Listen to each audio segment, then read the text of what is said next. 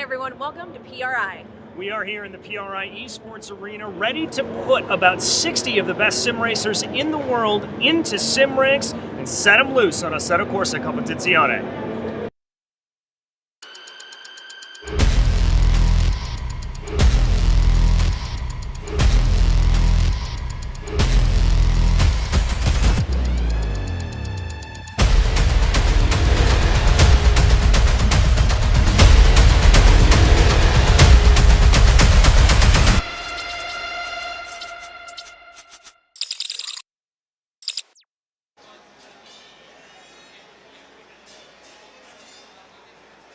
Hello everyone and welcome to the PRI Esports Arena presented by SRO Motorsports Group America. We are here. We've got about 16 of the best sim racers in the world ready to start competing on Assetto Corsa Competizione. My name is DJ Clark alongside Ash Vandelay. And Ash, I don't know about you, but I have been looking forward to this all weekend. This is so cool. I'm not sure if the stream is doing it justice of everything that's happening behind us here. So we have so many sim rigs. We have a lot of fans here waiting. So if you are in PRI or in Indianapolis, stop on by.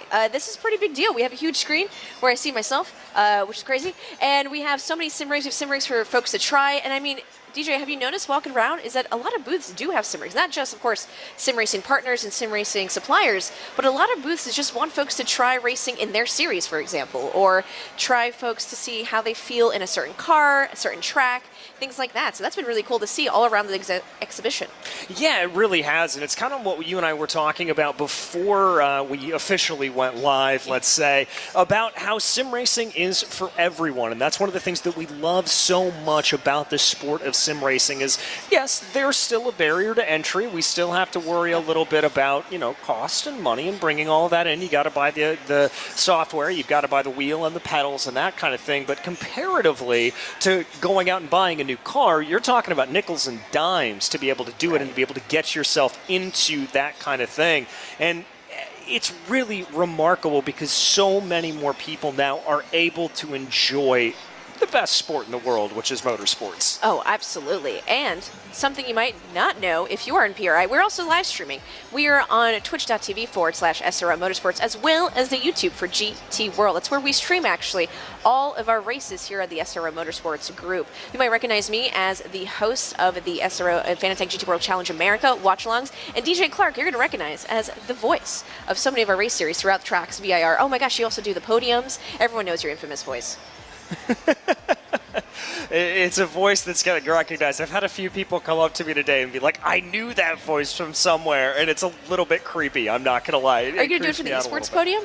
You are, yes. Okay. Yes, I'm doing podiums here. So I don't know if we're going to do the full rear up. I'm kidding. Who are we kidding? We're going to do the full rear up. So if you're watching from the YouTube, hello, YouTube chat, Twitch chat, hello, nice to see everyone. We know we see some regulars in the chat as well. I hope everyone's doing great. I know the GT World Challenge America season is over, and a few of others as well, but there's still some races happening slowly but surely, and then we're going to ramp all back up again in 2024. So gird your loins, get ready for it. Yeah, I mean, it's the beauty of racing that we get to go back out. There's no season, really, right? Yeah, I mean, yes, we have a little bit of the off season, and that's nice to remind our families what we look like, because if you're on the road a lot, that kind of happens, but to be able to take that time. I also want to take a quick moment to be able to thank PRI, who are hosting us here this weekend, to be able to showcase, as we said, sim racing alongside the world of motorsports. It's really, really thanks to them that we are able to have this set up. Also want to thank all of the team behind the scenes here this weekend that has been hustling around here, getting everything set up so that we can put on this event. There's a lot of hours that go into creating something like this. Absolutely. And just want to be able to acknowledge all of them. And all of our partners as well, ACC, Fanatec, CrowdStrike, AWS, and of course SRO for having this be possible, which is amazingly cool. So thank you so much for making it possible for these incredible sim racers to come here to Indianapolis and shoot their shot to be here and be one of the primary winners of the PRI Esports Invitational for today. And we do hold a second race tomorrow as well with a mix of real-life drivers who you might recognize from the SRO paddock. So make sure you also tune in for that race at the same exact time on the Twitch or on their YouTube channel. Yeah, I mean, make sure to be able to check that out. Oh, it's kind of fun to put the real-life drivers into the sim and see how they do. You know, we were talking a little bit before. It's a different sensory experience driving in a simulator. When you're driving a race car on a real track, it's much more kind of by the seat of your pants, by what you're physically feeling in the car, and that's kind of how you dictate that oversteer and that kind of thing. When you're talking about in the sim world, you're using your ears to hear that brake and traction, and then you're also using your fingertips a little bit more, and that's kind of the difference in between the two. So sometimes it takes a little bit of getting used to, but then there are drivers out there, obviously like Daniel Morad and Jimmy Broadbent, that have been able to make that transition and, you know, go back and forth absolutely seamlessly. Yep. And we were talking about a little bit earlier, too, that there's a huge range. Sim racing is for everyone, right? If you want to hop on once a week, once a month, maybe just for special events in certain sim racing categories, that's absolutely fine. But then you do have those folks who come from the sim racing background. You mentioned Jimmy Broadbent going into IRL racing, which is so cool that, I mean, I can't think of any other sport. I mean, you mentioned Madden, and because we're here at the Lucas Oil Field, no one's doing that. They don't need an extra tight end who's really good at Madden, so... Well, you know, he's on the Ring of Honor. There's a Dallas Clark that played. Maybe I'm next. Maybe I'm the next great tight end. Who am I kidding? I'm 5'10", and 145 pounds soaking wet. There's no way I'm playing tight end for the Colts. But do you run quickly? What? Do you run fast? No. Oh, okay. Then No, I was trying to give you something to work with here when you're. No, I really don't. But it's okay. They're doing just fine by themselves right now. So if you can't tell, by the way, I'm a diehard Indianapolis Colts fan. So if you see the field behind us, he's been pretty stoked. And one of your mascots, or the mascot, Blue, am I not mistaken? For folks who might not be familiar with Blue, can you? Blue's fun. Blue likes to party. He has a good time. He'll be here. He was kind of one of the thrills of my season as Blue actually waved the green flag for the GR Cup race at Indianapolis Motor Speedway this year, and I got to call Blue come into the flag or come into the line and being able to wave the flag. So that was really special to be able to see all of that taking place and get a little wave from the mascot. It was a fun moment as somebody who grew up with this team and remembers when we didn't have a mascot, and then we came up with Blue about the time this beautiful stadium was built. So it was pretty great. A nice little mix of both worlds, right? And kind of introducing some hopefully NFL fans into racing and sim racing, and maybe Blue told all his adventures to all his mascot buddies. And hopefully we'll see a lot more as we travel around the world with SRO Motorsports. I don't think the Packers have a mascot, so that's going to be a little bit different. But I'm sure we could get, the 49ers coming up from Sonoma, and we could get the Rams or the Chargers to come down when we go to Long Beach. We should talk about that.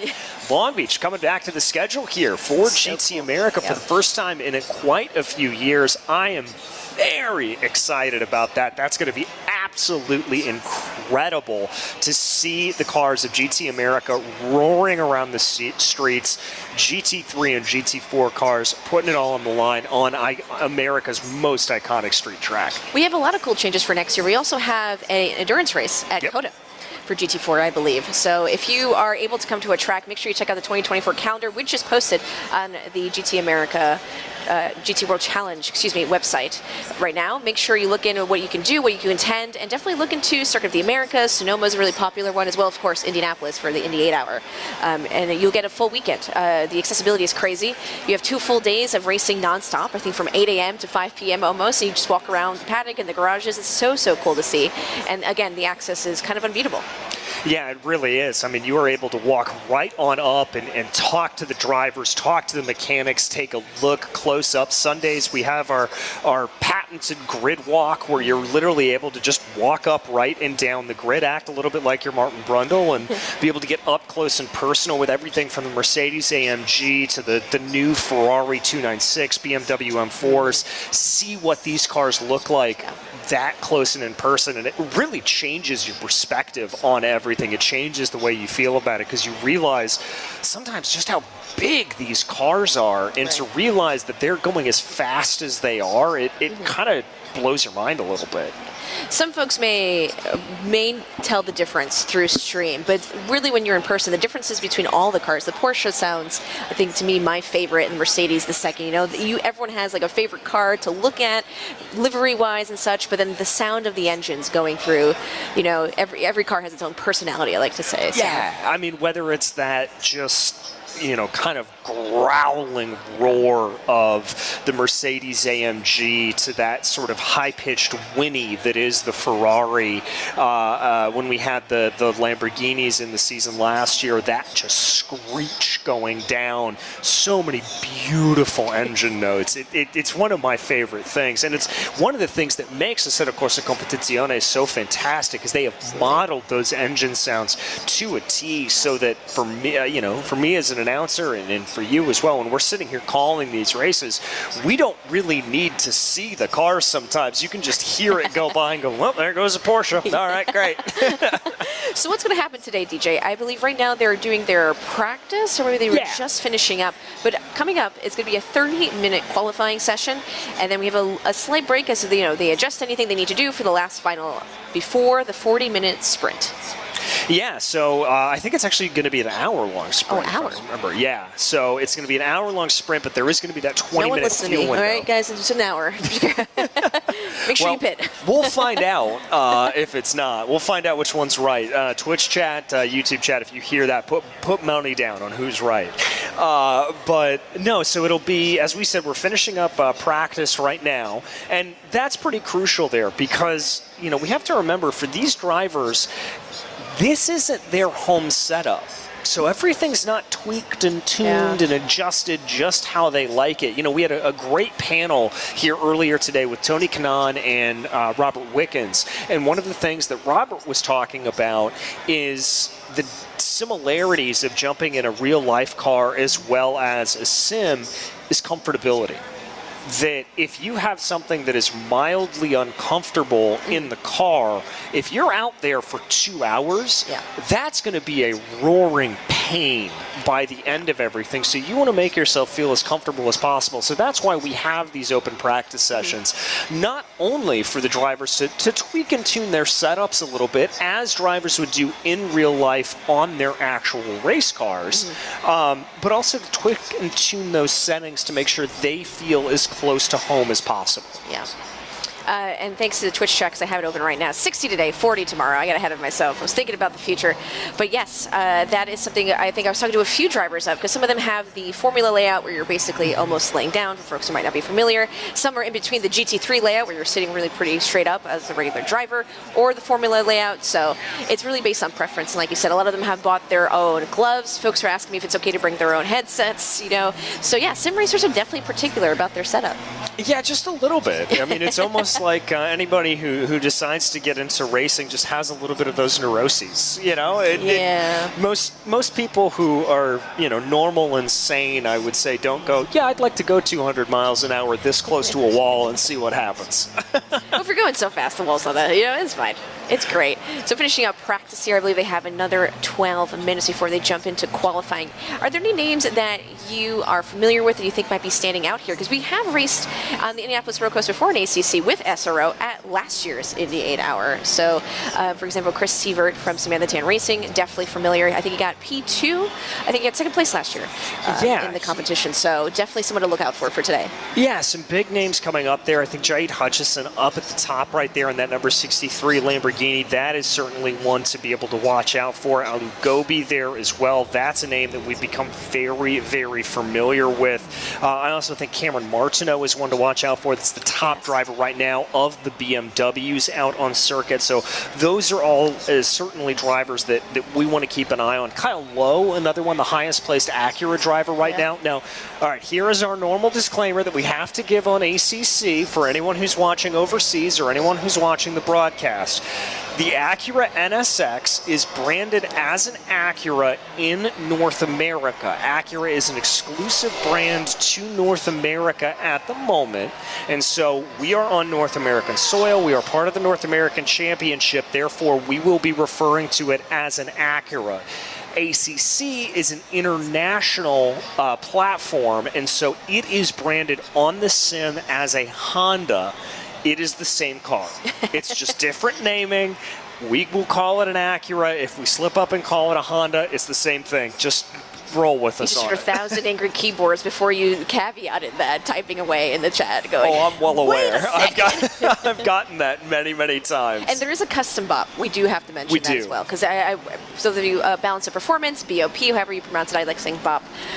So there is a custom bop for this race. Yeah, it's presented by LFM. They were able to put it together for us, and we are using that. And I've got to say, it's working wonders right now, because let's look at the top 5. I mean, we have a Lamborghini, BMW, McLaren, Audi, BMW in the top 10. If you go through that, we do have 3 BMWs and 2 McLarens, but outside of that, Lamborghini, Audi, Acura, Porsche, Mercedes-AMG. I mean, this is exactly what we talk about when we talk about that balance of performance, slowing down some cars, speeding up some cars, getting everything operating within that sort of perfect window of competitiveness. It looks like this BOP is just working wonderfully. I'm excited to see what happens during qualifying. If anyone's, jokingly sandbagging, as I like to say, holding back the real potential that they have just to whip it out during qualifying and then the race. DJ, you mentioned that you do sim race yourself as well. Do you have a favorite GT3 to race, or do you prefer a different kind of car? I really like the McLaren. Okay. On ACC. I tend to like a car that's a little bit twitchy, but not too twitchy. Yeah. I find some of the front engine design cars, there's just a little bit too much understeer for me. Now, for a lot of folks, that's really, really great, because it means you can lean on the car a lot more. You can really push a lot more. And it's going to be more consistent across the board, and that's really, really helpful. For me, I tend to really like to trail brake a lot into the corners and really kind of chuck the car into the corner. So if I have that little bit of understeer, it's a little bit harder for me to drive the way I want to. So yeah, I like the McLaren. The Acura is really nice as well. McLaren's just a little bit closer in terms of what I like to brake with. So that's my go-to here on ACC. That's great. I am a big fan of the Mercedes. I just feel... I was like, how do I eloquently play as you just did? For me, personally, something I also enjoy is the GR86, but between the GR86 and Merc GT3, vastly different cars, I just like a car that I could just toss into the corner. Yeah. I'm also a filthy casual when it comes to sim racing, so don't take any notes from me, please. It just goes by the feel of the car, just here for the vibes. So the Merc GT3 just feels the best to me. I've been also learning and trying to toy with the Porsche. I know that car, I don't want to say temperamental, but I want to make sure you treat it with respect when you're driving it, right, than what you give it. You want to make sure you're driving it very well, very precise. So that has been actually teaching me so much more, and I can't get away with more on the Porsche. I have to be very, very on the nose with it. So. Well, that was, I had a conversation with a couple of drivers way back in the day talking about the old Skip Barber cars, actually. And, they said one of the things they attribute their standard of driving to so much is those old Skippies, because they are made particularly to punish mistakes. Yeah. Narrow tires, decent amount of horsepower, little bit of aerodynamics, and those narrow tires, it cuts down the margin, so if you mess up, it's going to be a big problem for you. And it sort of forces you to get those mistakes out of your system. And that's really what happened for them, and they've been able to excel as a result of that. And I've heard very similar things said about the Porsche, that you've got to drive that thing to a T, because if you have bad driving habits, that Porsche is just going to exemplify them. Yeah, it's been a learning curve on the Porsche, but it's again you gotta learn it the right way, right? You can't just keep emphasizing the same thing over and over again. So it's been great, especially here on Indianapolis Road Course, one of my favorites that I like to drive. In addition to some of the famous ones, especially coming up in January, the Daytona 24 coming up.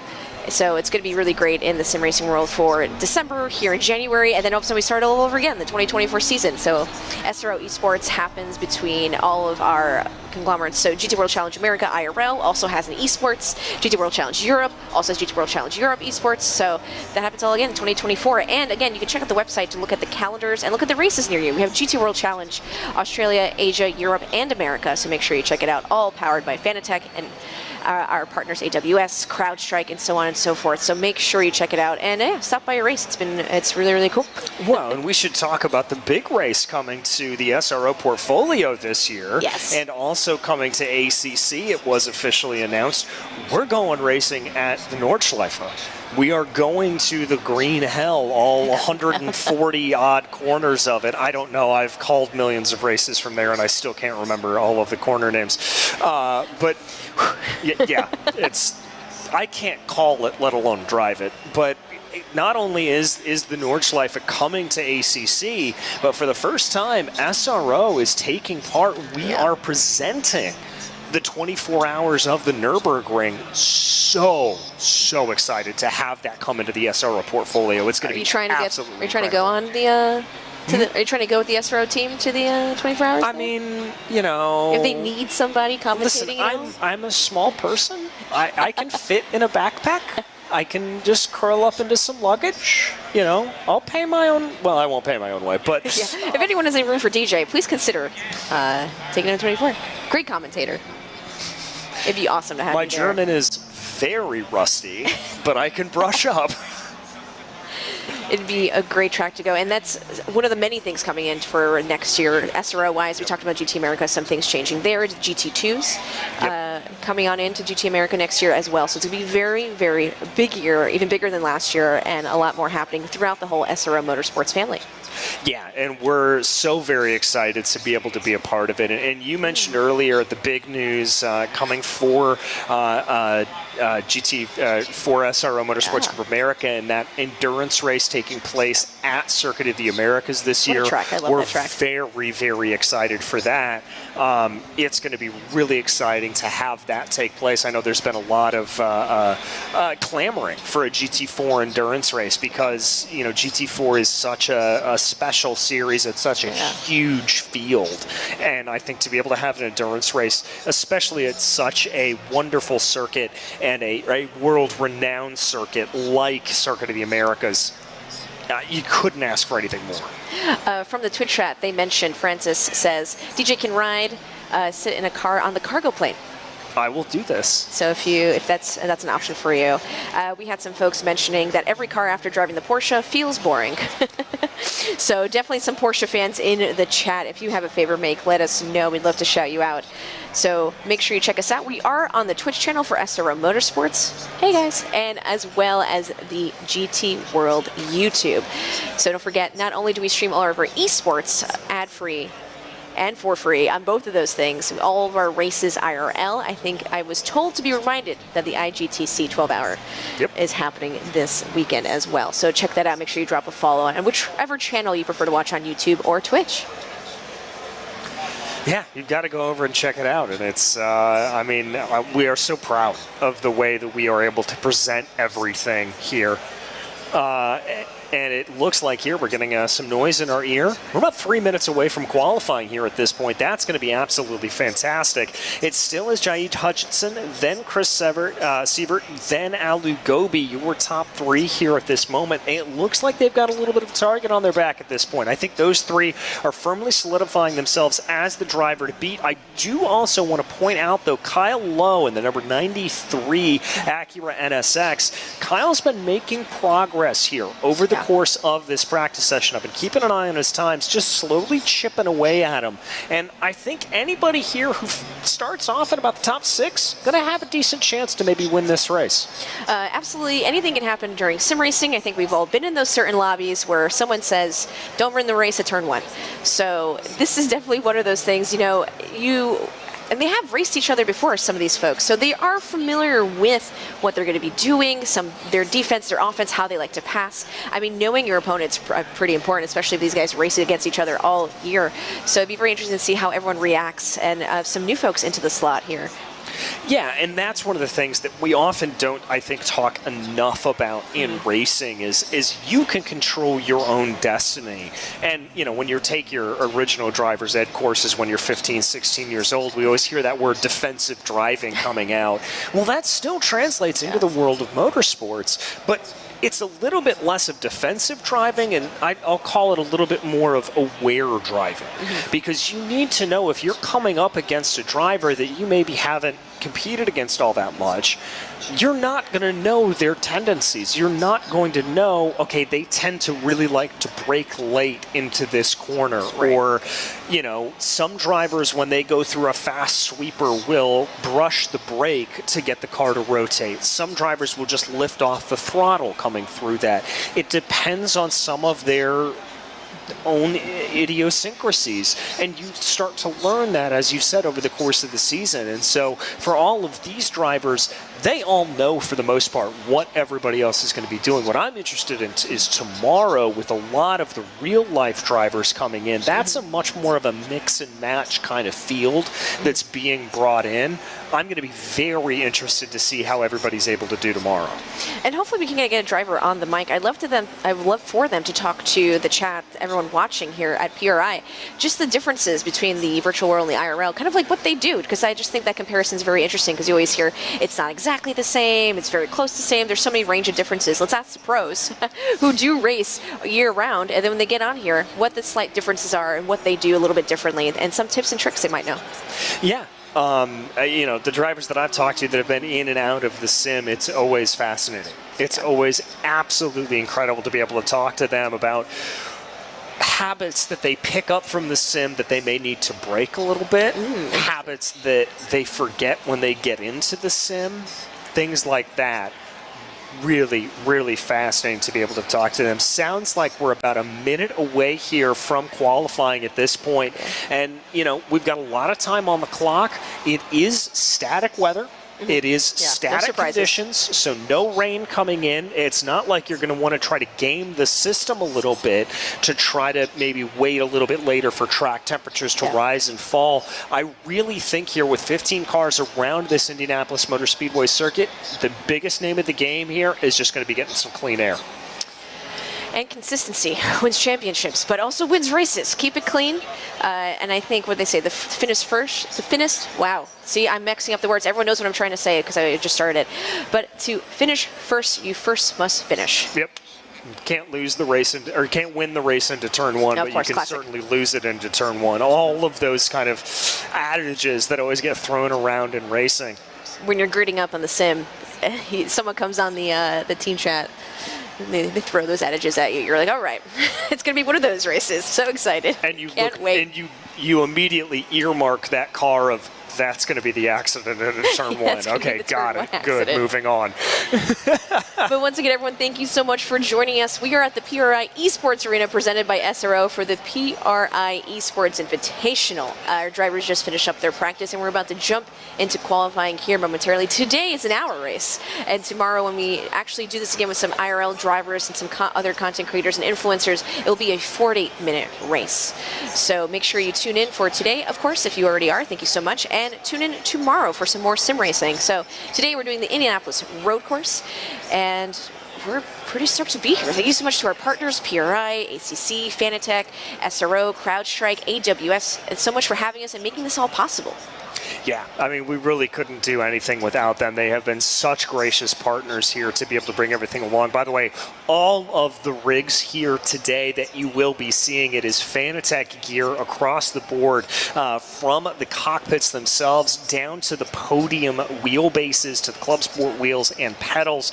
Absolutely fantastic stuff, and we are eternally grateful to Fanatec for providing that, as well as being the title sponsor of our many, many different series across the entirety of the SRO Motorsports Group calendar. It looks like here, Ash, though, that qualifying is officially underway, and it's going to be a 15-minute session, so we're still figuring some things out up here, but 15 minutes on the clock, that's going to amp up the pressure a little bit more, but something tells me that these drivers will be able to handle it, as it looks like STR Esports driver Chris Sievert is going to be the first to be able to cross the line and start a flying lap. And one of my favorite liveries, inspired by Van Gogh Starry Night, is so, so gorgeous.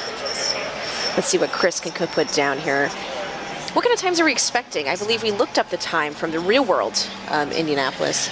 Well, what I was seeing in practice times is we're looking at about 1:34s there or thereabouts, and that's just a little bit of how it's going to go. And that's about a couple couple of seconds off of what the fastest lap time that we saw put down at the 8-hour this year, as they need to try to be able to get themselves around. But about a 134, I would say that's probably a little bit more of race trim running. So I wouldn't be surprised if we tickle down into the 132s, 131s. That's going to be about where I'm going to expect that pole time to be here today, as now everybody starting to work their way around Sievert, as you can see there on your screen if you're watching here at PRI or at the on your monitors at home. Little bit of oversteer coming out of the corner and then right up against that wall.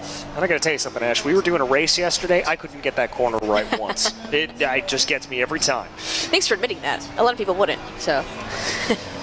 Think of us as Statler and Waldorf, everybody. Don't worry about us. And I know a lot of the sims, a lot of people have preferences here for SRO. Our partner is ACC, but there have been so many sims, including iRacing, and there's so much, so many hardware options that we have now, and I think a rising tide raises all ships. So understandably, there is some barrier to entry in sim racing, so definitely look into it and what works best for you. We specifically partner with Fanatec and ACC, but make sure you try all of them, in my opinion. You never know. Find what works best for you, because certainly that's going to be different for every single person. Maybe you want a little bit of a stiffer brake pedal. Maybe you want a little bit of a softer one. We would have to see. Well, it looks like here we're starting to get our first times on the board. Jaid Hutchinson right back up to the top, right where Jaid left off in practice, as that's going to be a 134.870 here at this point. The first driver to tickle down into those 134s, and look at this. It's Hutchison, Sievert, and Gobi, the top three from practice, picking up right where they left off.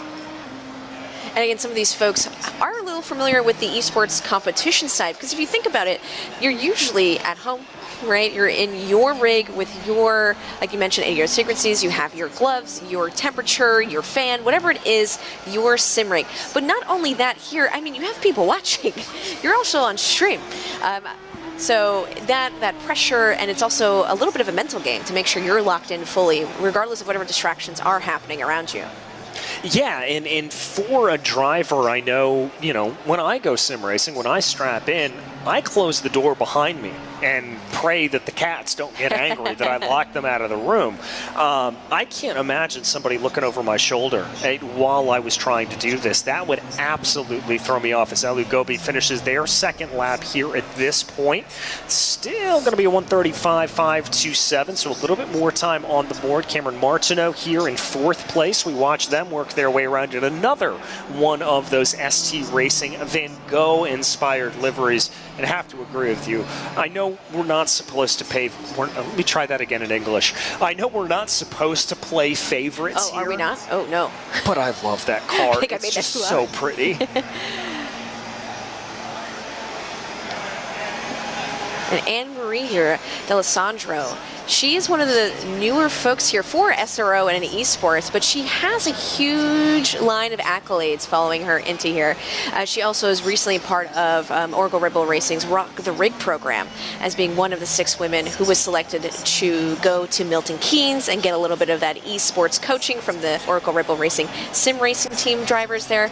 So it'd be very, very cool to see what she can pull off. She's really popular, also streams on Twitch, what a lot of these drivers do as well, because it's a little part of the virtual world, right? Mm-hmm.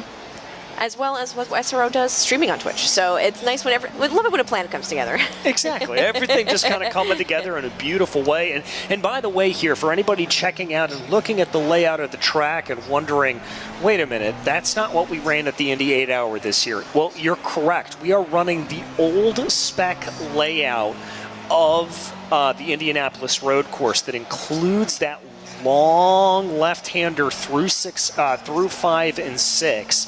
That kind of cutout that now was avoided by taking the chicane through 5 and 6. So the two of those two corners here changed around. The reason for that is when this track was originally scanned, it was 2020. Now, it actually had nothing to do with the pandemic itself taking part of it. However, the reason why SRO ran this layout at the first Indianapolis 8-hour was quite simple. NASCAR had run there, and they had torn up the curbing coming through that fast chicane, if you remember, during the Brickyard. And so we were forced to change our layout. That's when we scanned it for ACC, and that's the reason why that layout exists here on Assetto Corsa Competizione. Not that we're pointing any fingers in NASCAR. We're just... And we have some more times rolling in here. Now, it's interesting to see from the top here, 5 within a second in total is separating the top 5. So it's going to be very interesting once we get on track after an hour specifically. Anything could really happen here with the top 5. Look at that. 0.4, 0.8, 0.885. Oh my gosh, especially between P3 and P4 here in the BMW and the McLaren. Talking about balance of performance.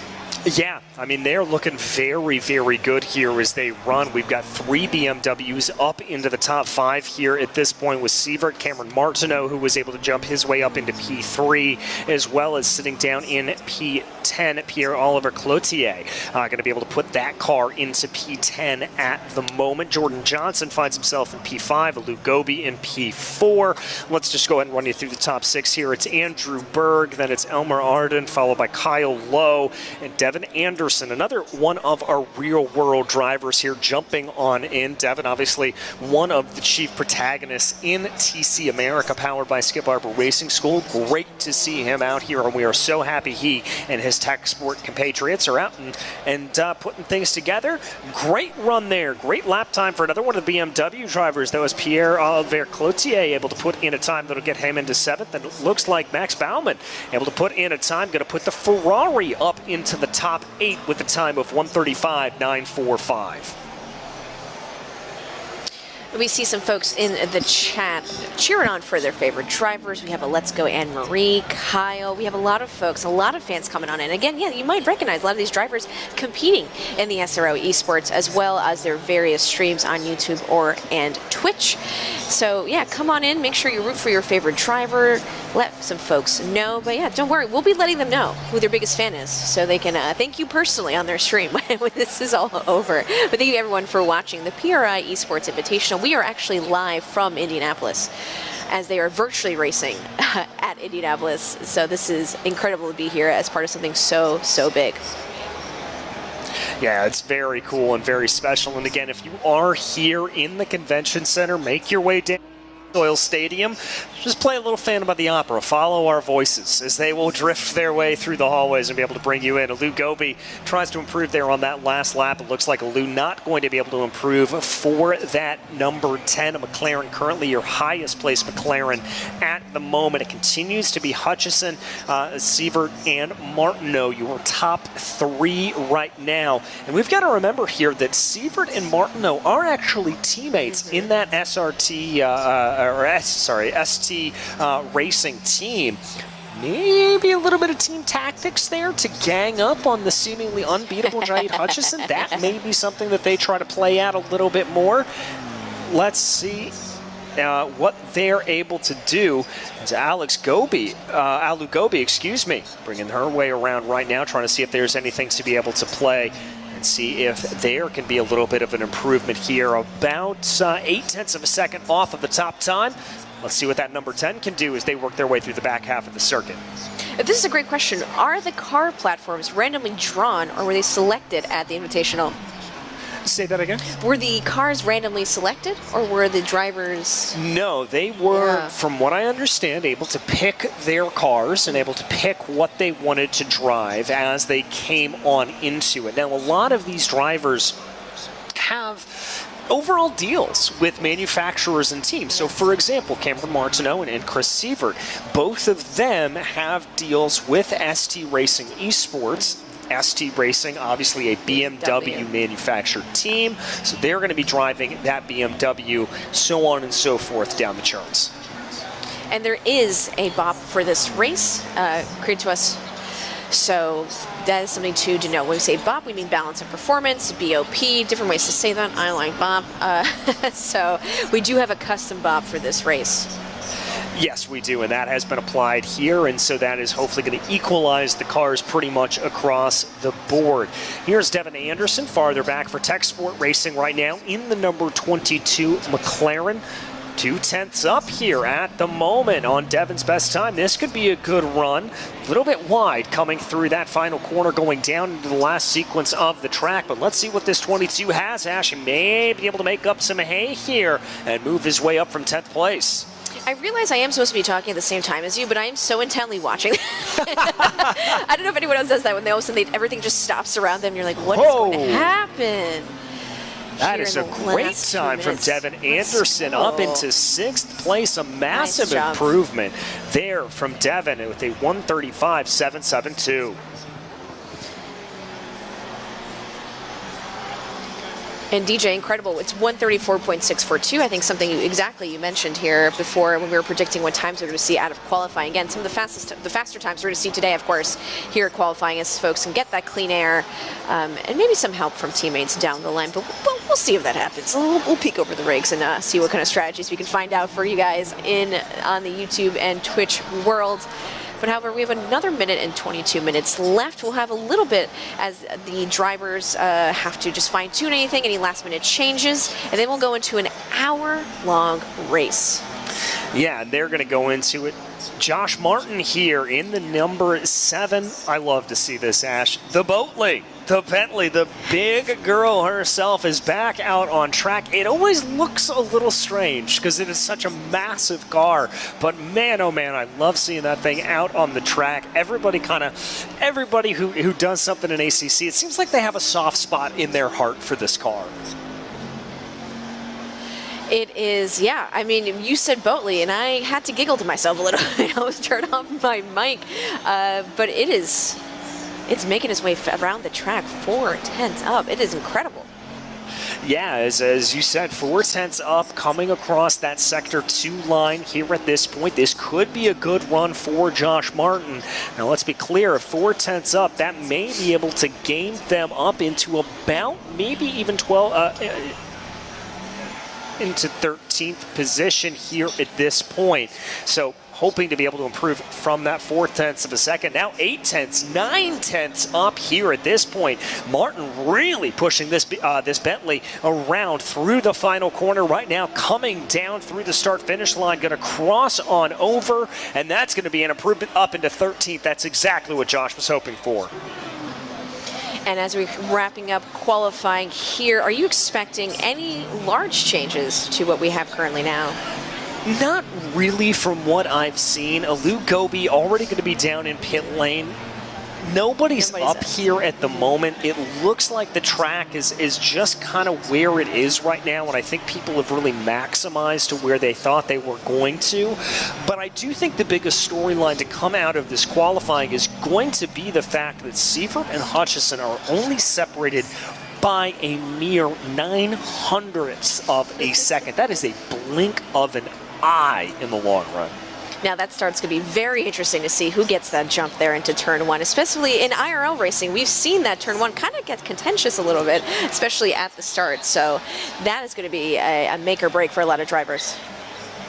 Oh, Jaid able to put in the best lap time there with a 1:34.295. That blows our talking point out the window, as now the difference is 4/10 of a second.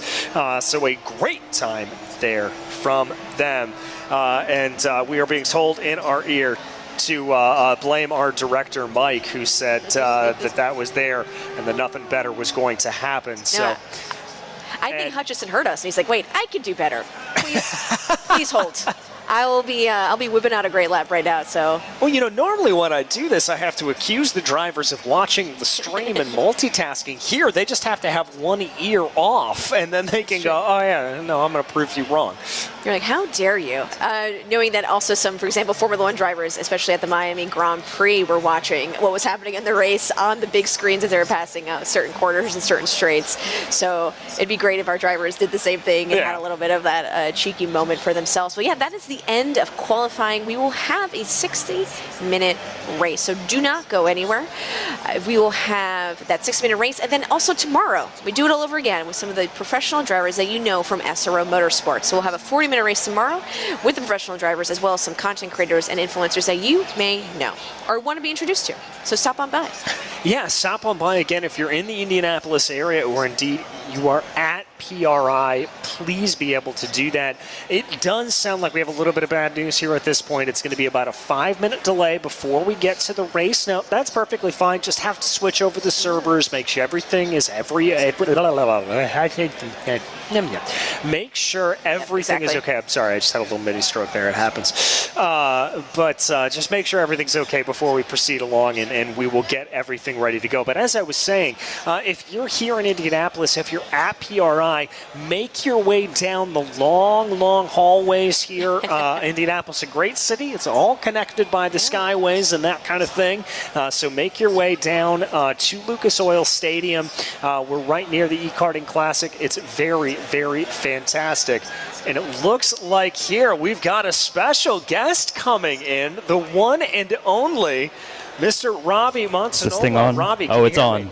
How's it going? It's going well. So tell us first off who you are and what you do for SRO. Yes, hi, Robbie Molsa. I'm the VP of Marketing and Business Development here at SRO Motorsports America, and been here with the business about 8 years now, and esports has been a passion, gaming, of course, and we're just happy to be here. Well, I mean, you've kind of been the one to spearhead a lot of this esports development in America. The first time we were able to set these sims up last year at the Indianapolis 8-Hour. Talk about the growth that we've seen in that esports world for SRO America.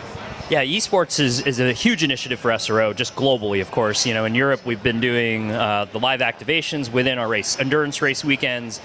We have the 5 or 4 other online championships that we've had over the course of the season for the past few years. I'm getting a chair, so it doesn't look like I have to stand here and over your shoulder, but I think, you know, esports is huge for us. It's a way for us to build community. It's a way for us to open the doors to motorsport and to what we do in sports car racing world. It's that, you know, apples to apples. What you see here in ACC is what we do in real life. So I think that helps us attract a larger audience, attract a younger audience, a newer audience to just see what we do from a gaming perspective, and then bring that into what we do in the real world. I mean, you have a Merc GT3 right here. I mean, you may not be able to see it on the broadcast, I deeply apologize, but you have kind of showing that combination of real world and IRL, kind of what you were talking about, what SRO does. We were showing here a little bit earlier the Spa 24-hour race, but also the esports race we had at the same exact time during one of those activations. Yeah, I mean, that's what the cool part of sim racing is, that it is a one-to-one representation of what we do in the real world. So the same, you know, we have the DXCT Mercedes AMG GT3 here.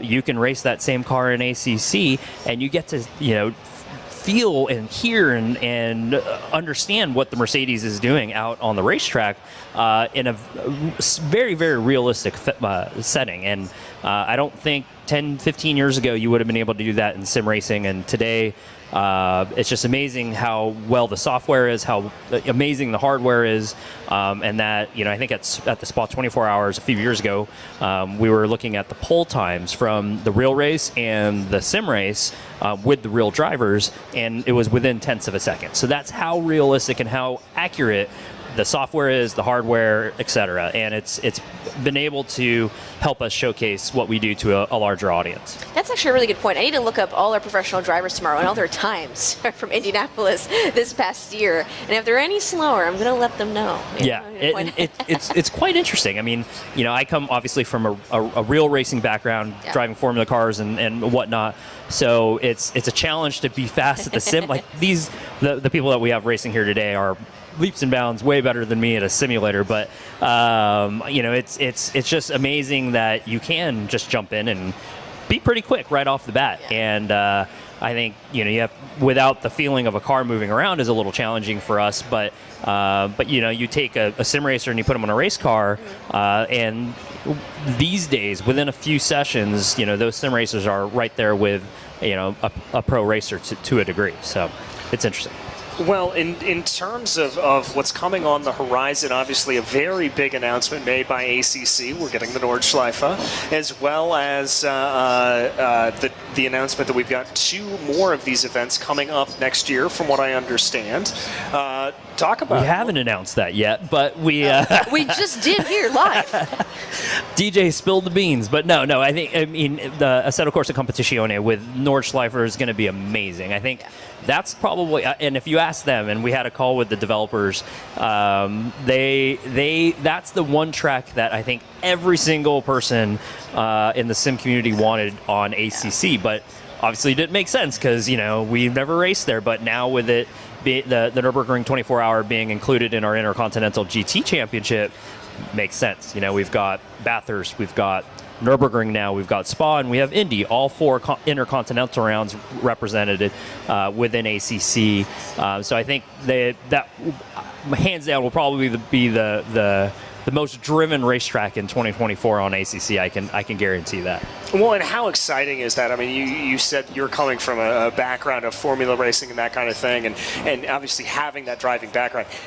It's Nordschleife. I mean, just how exciting is it that this is happening? Yeah, I mean, and that's the back when I started racing, sims were around, but they weren't real representations of the racetrack, and you weren't able to really use them as a driving development tool. But now, and you probably can ask a lot of our drivers tomorrow, they use sims religiously to learn racetracks, develop muscle memory, and just it's their training tool. You don't need to go do hours of testing in a real car with real tires and real brake pads and consumables that cost an arm and a leg these days.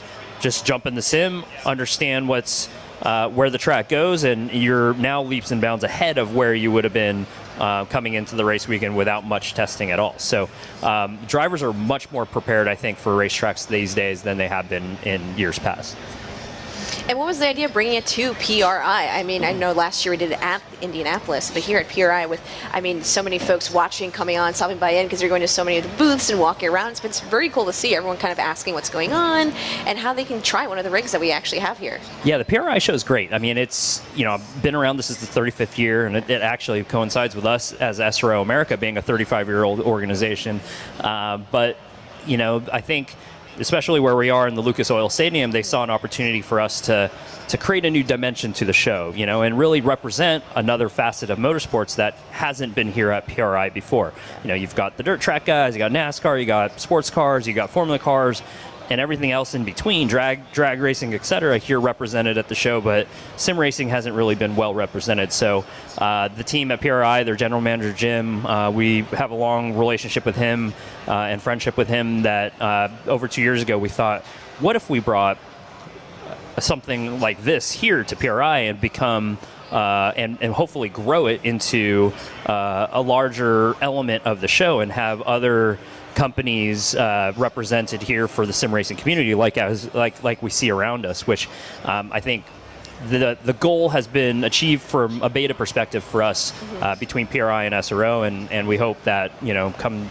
2024, I think next year's 2024. It is. 2024, we'll be able to continue to grow that, and hopefully maybe one day we'll just take over this entire Lucas Oil Stadium. Who knows? But sim racing and the esport angle of it, I think, is very interesting, and being able to bring have all these wonderful sim racers come out and join us for this weekend, I think is very special, and just shows you how powerful the sim racing community can be. And obviously you guys are entrenched in it daily, but sim racing is here to stay, and I think more people are seeing that what the potential is for them as a business, and how to be more involved with it, and I think we'll see it to continue to grow here in North America.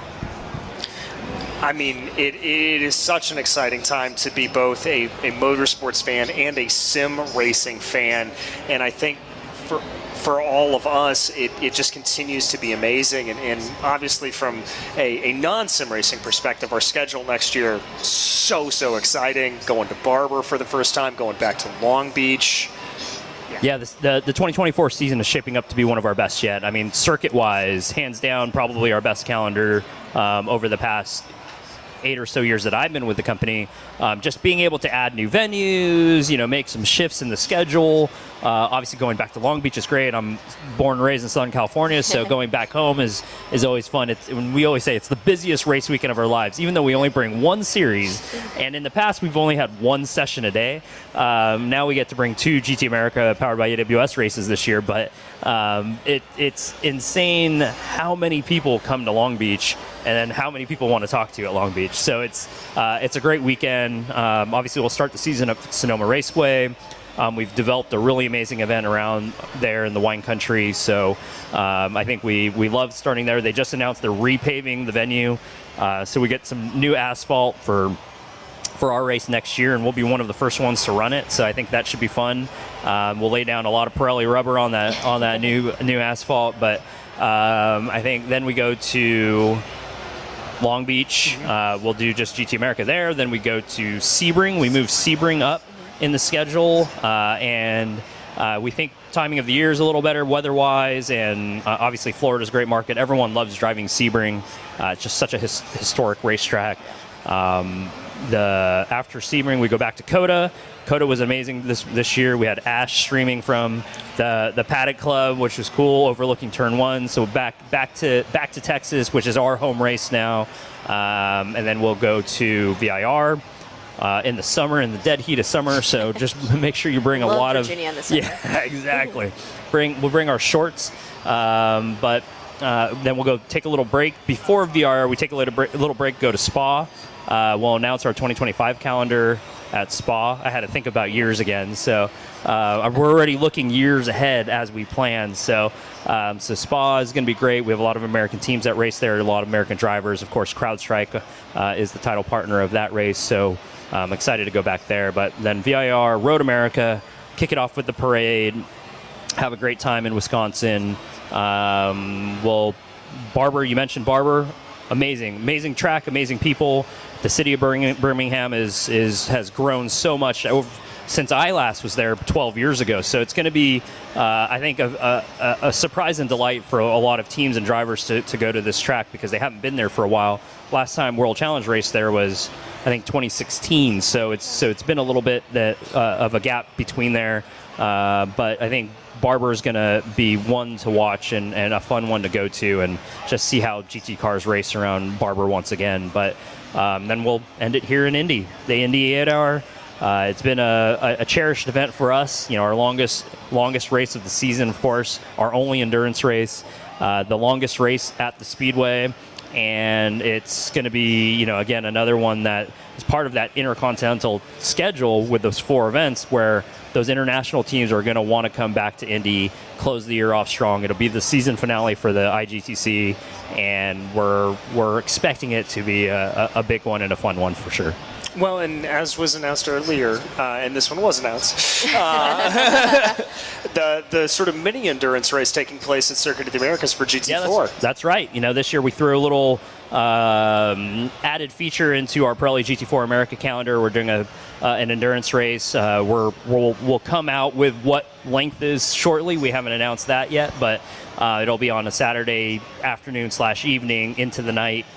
So it'll be a fun one to give the GT4 community an endurance race that they can get behind and be their own as a part of our championship. So definitely looking forward to that. I mean, you guys have seen the GT4 grids over the past few years. They're huge, and they continue to grow. So if we can get 40 GT4 cars racing around Coda for X amount of hours, I think it's going to be a fun one to watch. And this is definitely a selfish question, and shout out to the Discord. The entry list for 2024, when should we expect that to drop?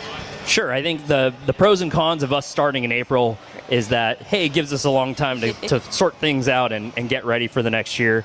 But of course, our friends in the other paddock, they're racing next month, so all of their announcements come very early. Yeah. But I think you'll start to see a lot of teams trickling in with their announcements starting this month, and across the board in all series. But of course, for Fanatec GT World Challenge, a lot of teams will start to announce in December into January. January. They usually take a break around the 24, and then February, most of everyone will be announced. But grids are looking good. We're expecting some new teams, a lot of people stepping up from GT4 into GT3. So some drivers that you'll recognize going from one platform to the other, staying mostly with the same manufacturer, which is cool. So we'll see some new blood in new cars in different series, but a lot of the same. A lot of the same drivers and teams are returning. So I think it's gonna the continuity and the consistency between our paddock is strong, and we're looking forward to next year. I mean, you mentioned the other series. I mean, IMSA, right? A lot of drivers do both, which is so cool. And I mean, I think a rising tide raises all ships. So I mean, it's cool that they get to talk a little bit and promote about the SRO when we're at the IMSA paddock and vice versa. So if anyone loves sports car racing and does watch any of the IMSA races, a lot of your favorite drivers also on SRO. So come on in. And the that's, water's warm. we make it a point, and of course, Greg Gill, our CEO, works closely with John Doonan over there to just ensure that our schedules align as best as possible, of course. And we're happy to say over the past at least 4 or 5 seasons, if not more, that we don't conflict with their races because, like you said, a lot of the drivers cross over, a lot of the teams cross over, a lot of the crew members cross over. So we want to give every opportunity for them to be able to have programs in both paddocks to have successful businesses, but also we want people racing in both paddocks because it's good, like you said, good for sports car racing, and it's continuing in a great trajectory, and we're looking forward to trying to continue to rise all of sports car racing in North America. Yeah, series can work together. And I think this is a great example of that happening here, as of course. So it's been Most very certainly. cool to see. Well, Robbie, as I can see just over your shoulder, it looks like we've got everything gridded up and about ready to go. So thank you so much for coming in and chatting with us. DJ, Ash, always a pleasure. Thank you for having me, and of course, enjoy today's. Thank you for having us. Yeah, putting on truly. The show. Thank you for bringing us in. You're kind of our boss here. Enjoy the show, and let's watch some really cool sim racing, and we'll see you guys at the Checker Flag. We'll see you then. Again, Robbie Molsa, they are able to come and talk to us. So wonderful to be able to get that perspective. And again, walking through that schedule for next year, just so excited about everything that is coming up across the board here as we are moving across the board. And we are ready to get going. Look at that, Ash, that beautiful line down the yard of bricks. It's about ready to get going here from the Indianapolis Motor Speedway. So much to expect for this race. Again, 60 minutes is what we have.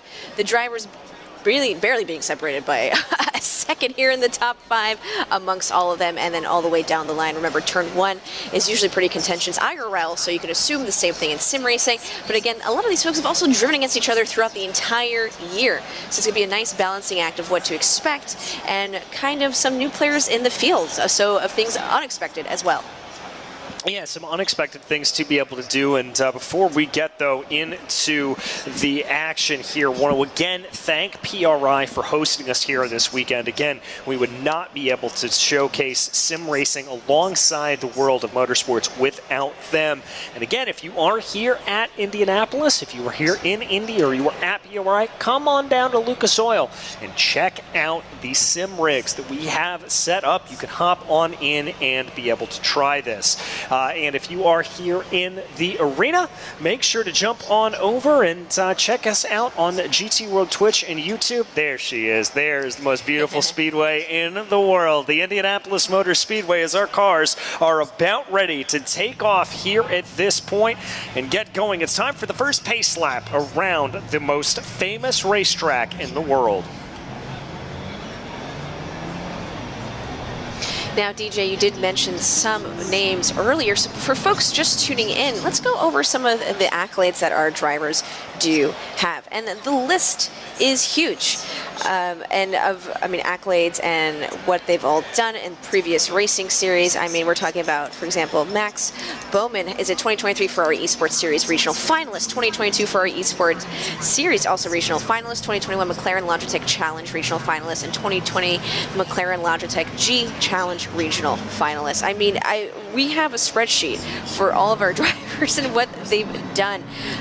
We have Anne-Marie here, currently a member of Distinct Gaming Esports, roster for Gran Turismo 7. So we did mention that there's also crosses against all of the sim racing platforms. So a lot of folks have experience not only in ACC, but GT7, iRacing. I mean, there's so many to choose from. And again, we've talked about definitely try them all if you can, and then pick the one that works best for you. So it's really great to see how all these drivers kind of come together, and a lot of folks coming also with an Xbox background, ACC in the Ferrari 296 Spa, and Porsche Esports Challenge USA. It's crazy to see the background here that we have here today. Yeah, I mean, you talk about the CVs of these drivers, and it is really and truly exemplary. It is just accolade upon accolade there as they work their way onto Holman Way right now. Now, as we talk about this track here, Ash, this is going to be a primary overtaking opportunity coming down off of this corner, trying to get the run. The one caveat I will give is this corner is a lot more narrow than you think it is, so things could get a little bit, well, let's use the same term. Let's use a term that we often hear on SRO broadcasts. Things could get a little argy-bargy down into that corner. And we kind of hope they do. We kind of want to see some tough racing. Respectful argy-bargy, I should say. I should put the word respectful in front of argy-bargy. Is there such a thing as respectful argy-bargy? Yeah, you can have respectful argy-bargy. Say that 5 times faster. Then. All right, there we go. A lot of these folks have also raced last year at the 8 Hour, where we held another esports race for GT World Challenge America. And we have, for example, Chris Sievert received 2nd place in that race. So I will definitely be looking at him closely, and his teammate Cam. Yes, indeed, as they now come down into the final corners right now. Again, another potential overtaking opportunity as they get themselves to run here. Coming down through the corner, Jade Hutchison leading this field. Chris Sievert and Alu Gobi, your leading drivers. Cameron Martino right behind them. They will have to wait for the drop of the green flag to get themselves underway. But the minute that green flag does fly, it is time for 60 minutes of racing action from the racing capital of the world. Here they come, all eyes turning towards the flag stand as we get ready here for the PRI Esports Arena Invitational, as there goes the green, and we are racing here in Indianapolis. I'll tell you what, it looks like a good getaway there from Hutchison, but that is certainly going to be a challenge for behind. We've got 3, almost 4 wide coming up behind as the 2 ST Racing Esports drivers try to get themselves together, and oh, that's contact. I think that's Sievert going to be off into the grass coming into turn 1. As soon as you said 3, 4 wide, I think we knew exactly where that was happening, where that was going. But great recovery by Chris, not letting it get away too off track and into the grass, a little bit hard to get back. Easily right back in there. Will have to climb his way back up just a bit. Oh, someone off. Oh, and that's Devin Anderson in the McLaren for Tech Sport Racing off down through the loop. Going to be able to rejoin farther back in the field. We're still 2 wide, 2 and 3 deep. Farther back on as they make themselves down onto Holman Way. As indeed that was Sievert that was knocked off going into turn 1. Martino able to hold position in P4. Gobi, and the big gainer here at this point is going to be Jordan Johnson, up 2 in that Audi to be running in podium contention. Hutchinson able to keep that P1 currently and kind of get away cleanly on that start there. Yeah, certainly able to get away cleanly. I thought there was going to be a lot of pressure there from Sievert. Now, let me be clear. I don't know if there was contact there with Chris or if that was just a little bit of a missing of the braking zone going down into that corner. Make it a replay a little bit later on and try to figure that out. But for right now, Sievert now has to try to get his way around Cloutier, who rides up directly in front of him. That's Pierre-Oliver Cloutier there in the number 36 BMW. So they're going to sort themselves out here as they begin to run single file now. For the first time, I think we've really been able to say that over the course of this entire race, all 2 minutes of it, as they finally sort themselves down into single file order, going back down into turn 1. And for folks who might be newer to sim racing, maybe they just saw this on their YouTube or Twitch front pages, kind of recommending the broadcast, where would be the optimal overtaking opportunities, and what are you kind of looking for? I mean, we have now 57 minutes left. We're not expecting the P1 to P15 to stay the same at all. No, and I mean, your main overtaking opportunity is going to be going down into turn 1. As you mentioned, that's kind of the point of contention. That's the heavy braking area that you're going to get into. The other one that we tend to see here was where Chris Sievert's going to be trying to make a move on Cloutier. Now, it doesn't look like he's got the run here, but this is going down into the braking zone off of Holman Way. But you see how narrow that is, and a big, big curb on the inside. That can throw things off. That can throw you around a little bit. Sievert here trying to fight back a little bit more. STR Esports driver's got a good run, and now he's going to give me a prime example of a third opportunity to get a pass done. That's going to be going down into turn 12 here, off of the banking down to the inside. Is there going to be a little bit of contact? Barely enough room given between Cloutier and Sievert. They're going to be able to keep it together. Sievert is not taking no for an answer, but Cloutier able to hold on to the position for now. And again, the mental game behind this, I mean, of course, driving well, being respectful, giving enough room, but if you have a pass that fails, it's just not giving up, right? Don't lose that time. Don't let it get into your head. Keep going, keep driving. I think that's kind of what distinguishes the greats from the folks who, like myself, who lets a headlight flash behind them get into their brain a little bit. So this is 100% just as mental as it is physical. Yeah, as we now ride on board with the driver of the Bentley, one of the biggest cars on the grid, trying to fight with one of the narrowest cars on the grid. But we've got to go back up further in the field as Sievert and Cloutier are at it again. Sievert able to get the move done going down into turn 5. That's a heads-up play there, Ash. Able to get that. Oh, Martin getting a little bit of a wiggle there. I think that was contact with Clifford and the Lamborghini, and off behind them, that's going to be Berg and the Mercedes. Able to recover nicely, hopefully not too bad there. Again, we haven't seen anything too crazy, some folks going off track, but all the recoveries have been swift. And chat would like also to remind everyone that if gap, then car. So that's just the way it works in sim racing, supposedly. That is the way it works. Devin Anderson, Kyle Lowe here getting a little bit scrappy with one another. This is the battle for 11th position, farther back down in the field as they run. Lowe trying to be able to hold on. Remember, Anderson had that off coming down through turn 6 a little bit earlier, so he's out of position here at this point. Maybe thinking about a move going down into 12th. The Tech Sport Racing driver not going to go for it, but I think that's going to be a little bit of a wide shoot to the corner for Kyle Lowe. They're going to hold things together. They've got to be careful. Arda not too far behind them in the Porsche. We're actually going to ride on board with Elmer right now. He's going to be in the popcorn position, taking a look at the battle in front of him. And do you take advantage of the battle happening in front of you, you know? Or are you just waiting for a mistake to happen as they're passing each other? Or any, you know, what is the game plan that Elmer is going to put forth here as he watches this battle up ahead? And looking up ahead, Hutchinson is 2.351 seconds already in, currently still first place.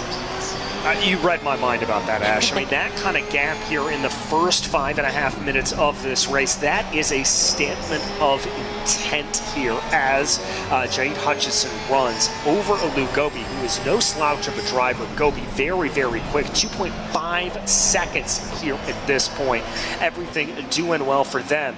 And there is a look at that Lamborghini at the front of the field. Hutchinson, obviously a factory driver here for Lamborghini Esports team.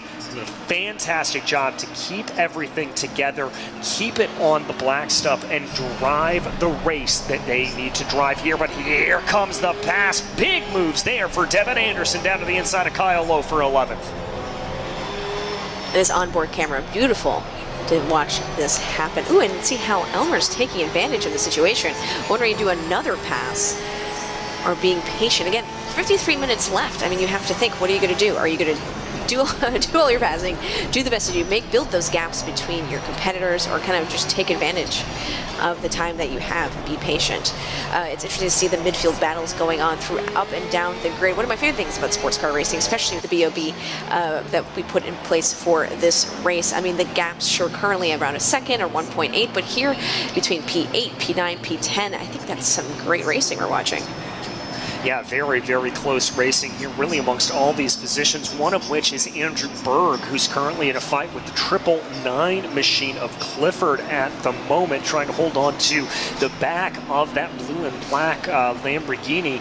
Berg trying to see if he's able to get anything. Here comes Elmer Arden. We were watching this battle a little bit earlier. Kyle Lowe doesn't want to go 2 positions down on 2 consecutive laps, but Elmer Arden certainly wants to try to make him do that. Going to take a wider run into the corner. D'Alessandro there behind, also looking to get involved in this battle as well if things go south for the 12th and 13th place drivers in front of him.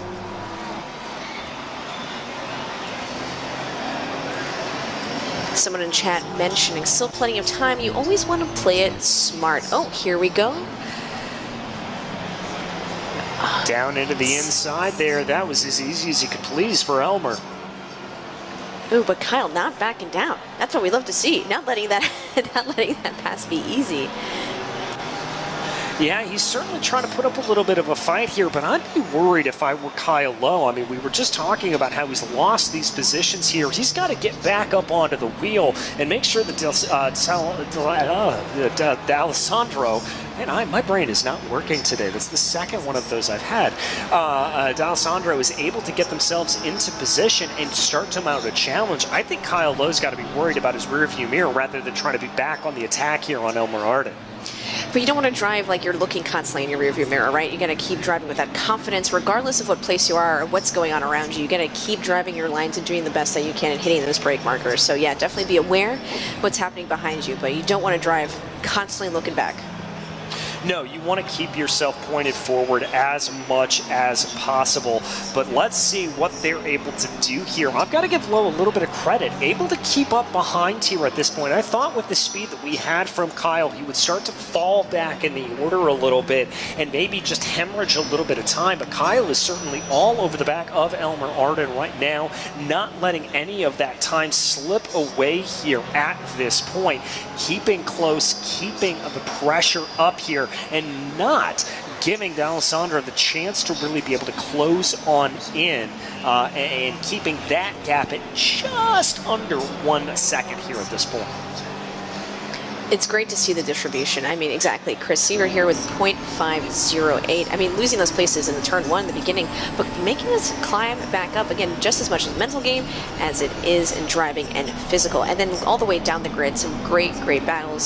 Sometimes you might not see that in other series, but here in sports car racing world, especially in ACC, here at the PRI Esports Invitational, so cool to see all the talents that we have here on the grid. Some drivers you might know from their work in partnership with IRL teams on the SRO grid, and some drivers you might know here currently today from their streams on YouTube or Twitch, which is very cool that we bring this whole world together, IRL and virtual. Yeah, exactly. Everybody is able to be brought together here, and as they run, let's keep an eye on the battle of BMWs up at the front of the field. Cameron Martino being caught by his teammate in the sister ST Racing Esports machine, the STR Esports machine. Seaver trying to close back in. Remember, he was the one that went a little bit wide at the beginning of the race. As they go, trying to see if he can close in here at this point as you get a live look at what these commentators do during the time as we are there, as our director telling us to smile more. I have such a focus face going on right now watching these teammates catching up to each other. Like, what's going to happen? I can't pace around. I don't feel like I'm in a normal booth right now. I'm normally back and forth and back and forth. But yeah, Seaver trying to be able to gain those positions back after Chris lost him. And it looks like here at this point, able to get back by Cameron Martino. So now here's my big question. Is Seaver going to be able to try to close down on Gobi in front of them here at this point? Olu not all that farther up the road. I don't think it's out of the realm of possibility that we could see a battle here between them, but I'll tell you where we do see a battle at the moment. That is Martin, Clifford, and Berg. They are all over each other right now. It's great to see Seaver not kind of taking that turn 1 incident personally and saying, now it's time to put the hammer down, and going so hard and charging up back up the grid. That is some incredible sim racing we're watching right now. And here, like you mentioned, again, this middle field battle is so great to see up and down the grid. Currently, Martin holding on those positions, and we have some cars in the back, kind of not close enough to make them move. But if something were to happen in front, do you take advantage of the incident that happens in front of you because they were trying to pass, go 3 wide, or again, as Chad has stated, do you just work the patience game as you do have 48 minutes left? I mean, my default position when you talk about this kind of racing is work that patience game, because the other thing that we haven't talked about, is that's a wide run there, it looks like, for Clifford. Berg going to be able to try to threaten on the outside of the corner as they come back onto home and way. It's going to be a drag race between a Lamborghini and Mercedes-AMG right now, between Berg and Clifford, and it looks like that Lambo is going to be ahead on the braking zone going down into the corner, and indeed, Clifford's going to be able to retain that position. But as I was saying, what we haven't talked about here is the pit stop window. Mandatory pit stop, Ash, that has to take place between minute 40 and minute 20 of this race. Yeah, and don't accidentally switch to wet weather tires. You know, we've all done that in a sim. We've all been there, but yes, the mandatory pit stops. When do you undercut? Do you overcut? What is the game plan, especially between, you mentioned the teammates between Seaver and Martino. What is the game plan there, if any at all? So currently, with 46 minutes and some change left, with Hutchinson kind of running away at this point. Yeah, that gap just continues to grow here at this point, as it looks like it's up to about 4 seconds or so. Another look in the back there from Berg as he pokes his nose to the inside of that Lamborghini. But I've got to give a little bit of credit here as well, as it does look like that Max Baumann, the lone Ferrari driver in the field, starting to close up a little bit more, starting to look like he could be a little bit of a threat to build into this fight, and certainly making it look right now that Berg is not out of the realm of safety, as Andrew Berg definitely feeling a little bit of pressure from behind. Let's see here, though. We check back up at the front of the field, and sure as night is day, here we go. That is going to be Johnson that is going to be under pressure. Jordan Johnson under pressure from Chris Sievert, as Sievert has been able to close that gap. And let's see if that Audi's able to hold off the attacks here from that BMW for too much longer. It doesn't look like it's going to take too long for Sievert to get on by.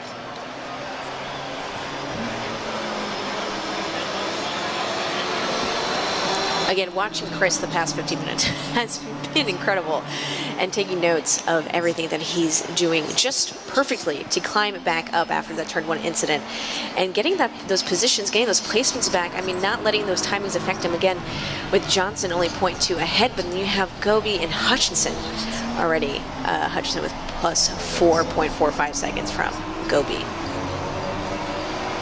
Yeah, they're going to be trying to close on in a little bit more to the best of their abilities here at this point, just trying to see what they're going to be able to get to play. We take a look on board Chris Sievert right now, trying to see if Sievert is able to get anything more. Tries to make that move around the outside here as they go down into turn 5. Not going to play out there, but Sievert showing his nose, trying to get himself involved, trying to see what he is able to do, and see if he can put himself into a position where, like we talked about earlier, Ash, he is going to want to put those drivers in front, namely Johnson, into making a mistake. And if he can do that more and more, that is going to be where he wants to be.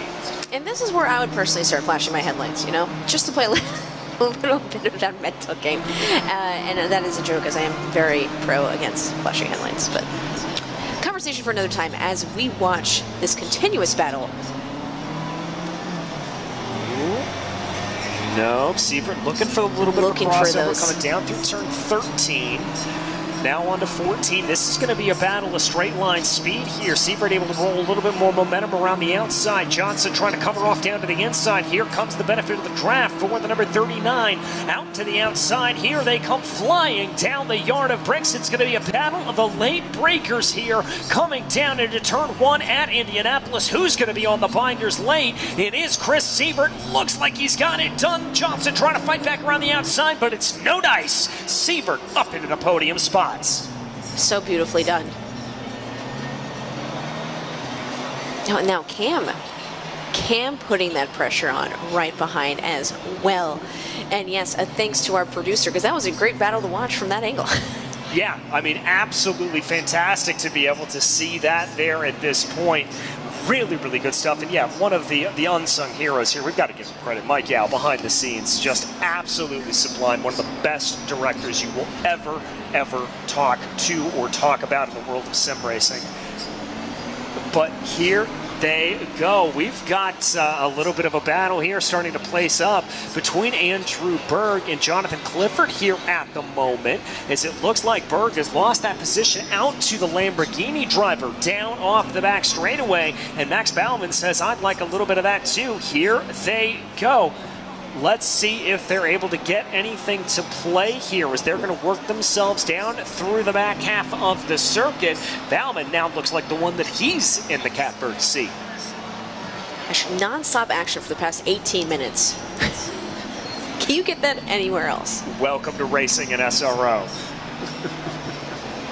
Well, it looks like here at this point that Baumann's not going to be able to get that move to play. So we take a live look there at the grid itself. Everybody working their way around here, and you can see from that perspective just how much concentration these drivers have to put in. It is not easy to try to keep yourself motivated, keep yourself fixed, and keep yourself this locked in for 60 full minutes.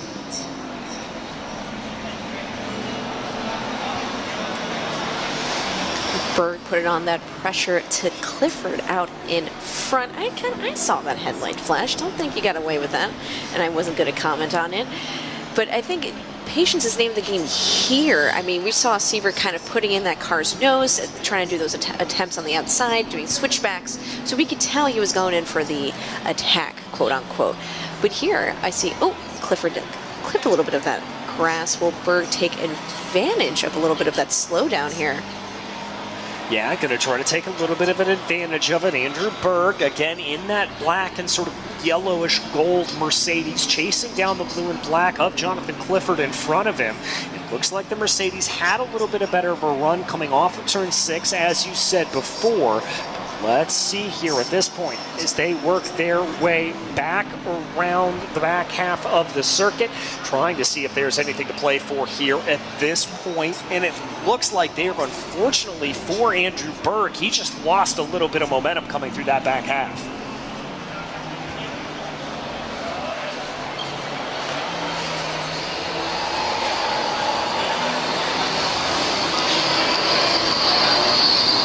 Look at this, Ash. This is Cameron Martino. If you thought problems here were done for Jordan Johnson, you were indeed mistaken, as Martino now putting the pressure to the back of the number 12 Audi.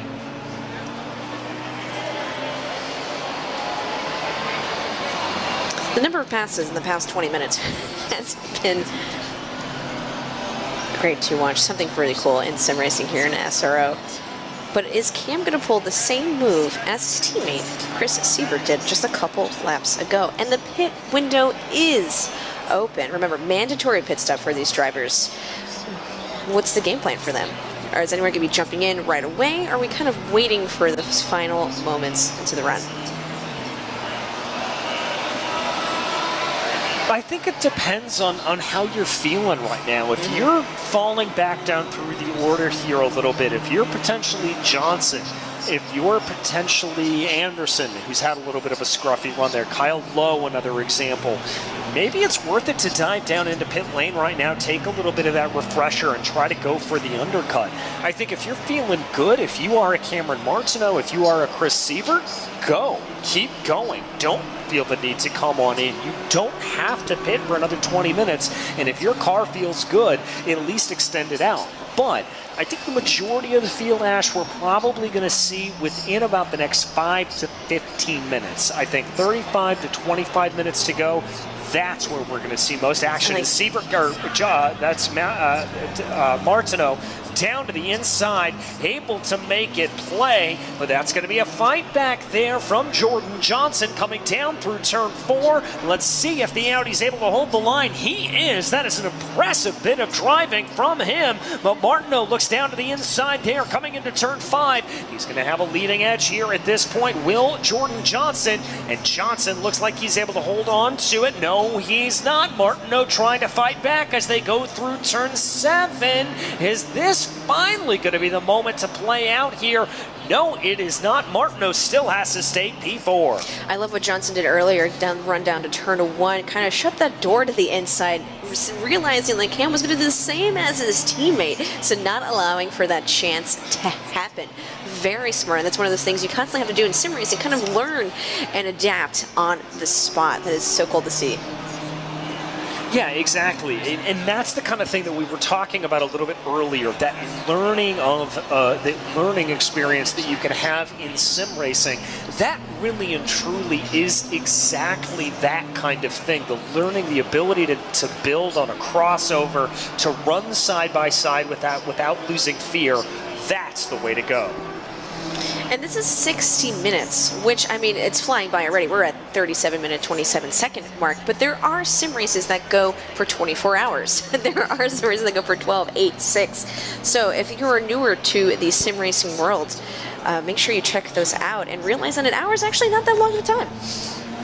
No, it really and truly isn't in the grand scheme of things, or indeed in the world of GT racing. This is counted as a sprint race, and a relatively short sprint race at that, as we have to remember that our Fanatec GT World Challenge America, powered by AWS Series, all run at an hour-and-a-half limits here at this point. So that's what they do.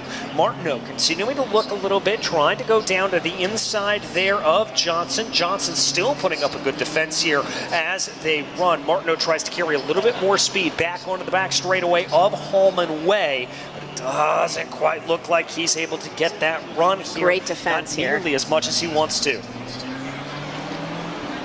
Johnson's doing an incredible job of defending, but not losing too much time to Chris up ahead. And Chris kind of just taking that charge, going ahead and head. We do have our live timing also back up. I know a few folks in the chat mentioned that as well, so make sure you just refresh that page. Yeah, and that makes my job a little bit easier. We don't have to keep squinting at our screen here in front of us. But clearly a couple of drivers having some problems down through turn 14 a little bit earlier in the lap, as there's a lot of that styrofoam from the bollards being kicked up and splayed across the track. I can tell you when we were testing things yesterday, Ash, I did that quite a bit, so I understand that pain. I probably wasn't putting in times nearly as good as these drivers are putting in right now. Looks like Martino's fallen off the back here a little bit of those in front of him as we check back to D'Alessandro here at this point, running back down in about, that is 13th position, and Marie trying to go. And it looks like we've got our first takers down pit lane. That's going to be Arden and Nelson. Now that they've jumped into the pits, I wonder how many folks will follow them. Again, the pit window's open for another 15 minutes and 9 seconds. Here we have 35 minutes left of racing. This is the mandatory pit stop that all drivers must do. So interesting to see how strategies play out. This is kind of where more shifts happen in pitting. You see that in Racing Series IRL. These pit windows are kind of the make or break points of certain races, and it'll be interesting to see what happens and what goes through some folks' head as they see the first folks jumping on into the pit, and what happens now as a reactionary tail to that. And there, Andrew Berg taking another look on the back of Jonathan Clifford. This battle not going anywhere at this point as he continues to look down to the inside, down to the outside, trying to find that angle of opportunity. And this is the point here where, Ash, I think you're starting to think about pitting. Try to jump him in the pit sequence. You've been making this run time and time again, going to the outside there at this point, and he finally forced the mistake. That's Clifford going wide, down into 14. Berg and Bauman say thank you very much.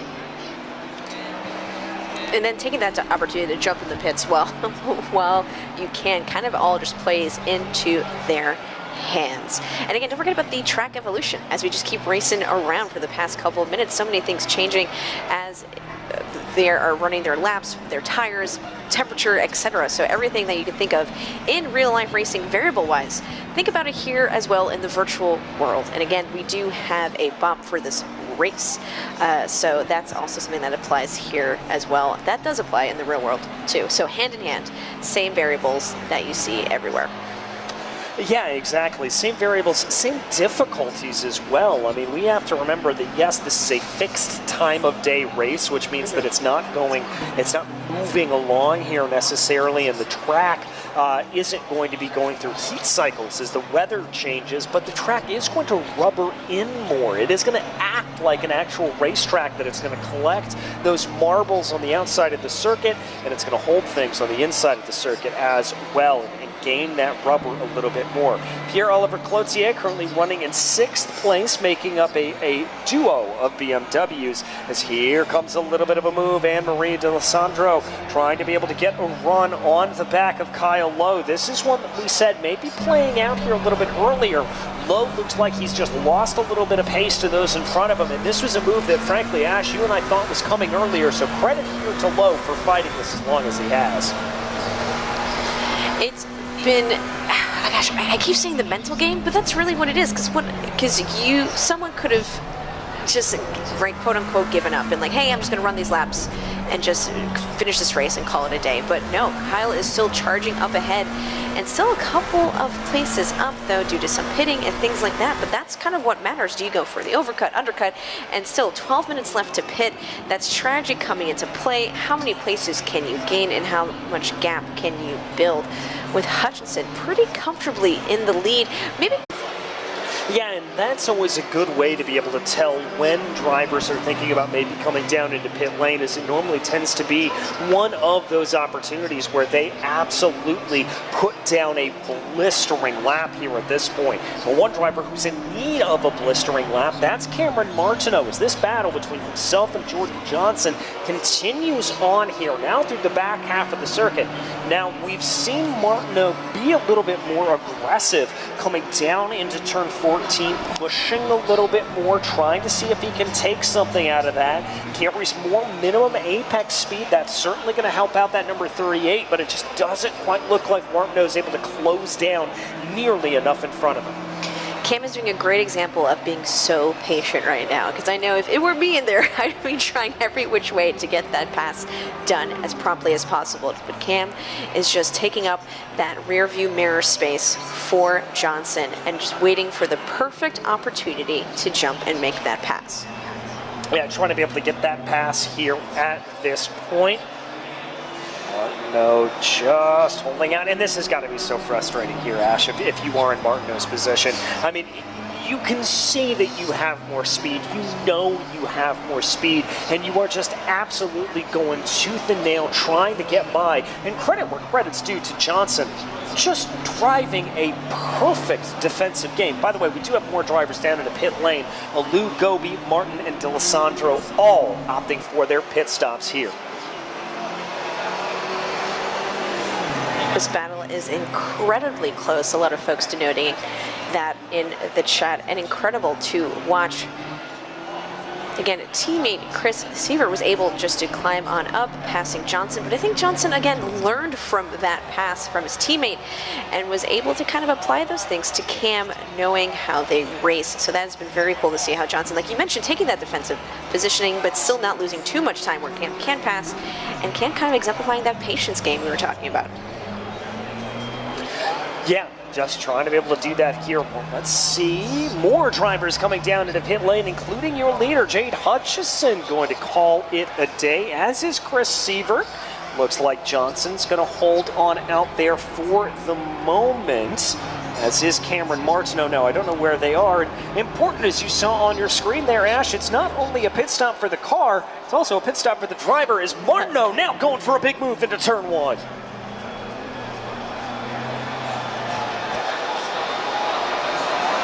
I feel like if I talk, I'll ruin it for him, so I don't want to say anything while this pass is happening. Oh, come on now. I was like, wait, everyone, shh, let it happen.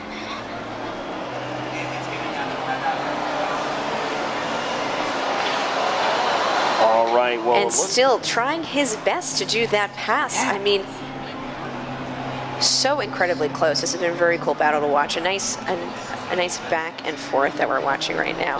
But yeah, Hutchinson taking that hydration break. We appreciate it. Drink some water, everyone, if you're watching the stream, just FYI. Take that moment. Yeah, and I mean, we have to remember here that for a lot of these drivers, you know, for drivers in the real world, they've got that drinks tube that they're able to sip on from a bladder with liquid, normally some kind of water mixed with electrolytes, something like that, to be able to use on a little bit. But for these drivers out on the track, you necessarily don't have that ability to be able to do that. So you've got to try to hydrate when you can, and a lot of that is, frankly, the old school way of doing it, going down into pit lane, getting that drink of water. All right, now here's my question. Martino and Johnson, looks like they're staying out here again, Ash. They're going for the long stop. Yeah, Cam wants to give us a show instead of undercutting. You know, I appreciate that. He's pit windows open for another 7 minutes and 40 seconds. They will, and this is a mandatory pit stop, so they do have to take it or risk disqualification. They do, but I'll tell you what, it looks like Cameron Martino has had enough as the SRO Esports driver, dives down into pit lane. He's going to, looks like, take a little bit of a hydration break here at this point, checking a few settings maybe, doing this, that, or the other. There's something wrong. Something's wrong with the computer. It almost looks like a look of befuddlement there for Martino. Something is wrong in that SRO Esports car.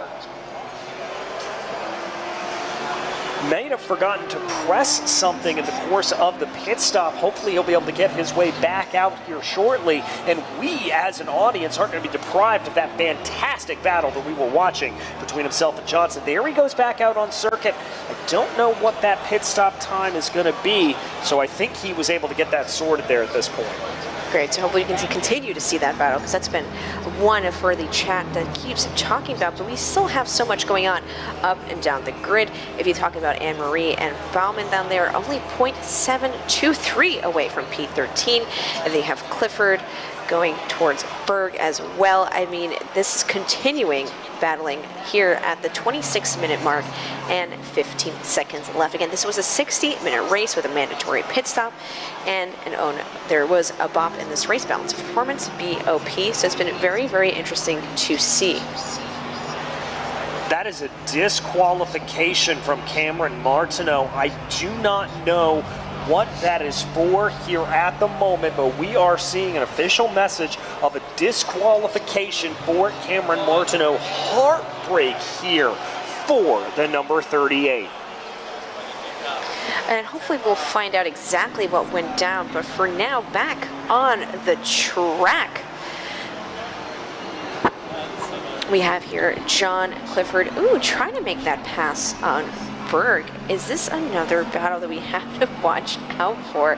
And will Martin kind of take advantage of whatever situation happens in that Bentley, which again looks beautiful, especially on this track right now with the timing of the race and the sun just hitting it just right. Something you love to see here on ACC. No, it's golden hour. It's absolutely golden hour here at this point. Beautiful to be able to see. And you're right, Ash, just the way that light's kind of playing with the blue and the black is absolutely perfect. By the way, Johnson also down into pit lane here at this point, although it looks like that is going to be pit lane exit for the number 12. Will more than likely find themselves slotting out into third position, would be my guess, behind Alou Gobi. They have made their pit stop here at this point as Jordan makes his way back out of pit lane. My question here is going to be, though, is he going to come out? Where will he come out in relation to the likes of Gobi and Sievert? All right, he's going to be a decent way behind them, still has some catching up to do. But I'll tell you what's been closing since those pit stops concluded. That is the gap here between Alou Gobi and Chris Sievert. That's down to about 2.2 seconds. Gobi kind of taking a wide line there into the grass, but totally okay, not letting that affect the race happening. Now, with 24 minutes left of the race, what do you think they're thinking about, DJ? What is the game plan here? Kind of run those continuous, consistent, perfectly clean laps and get that clean air.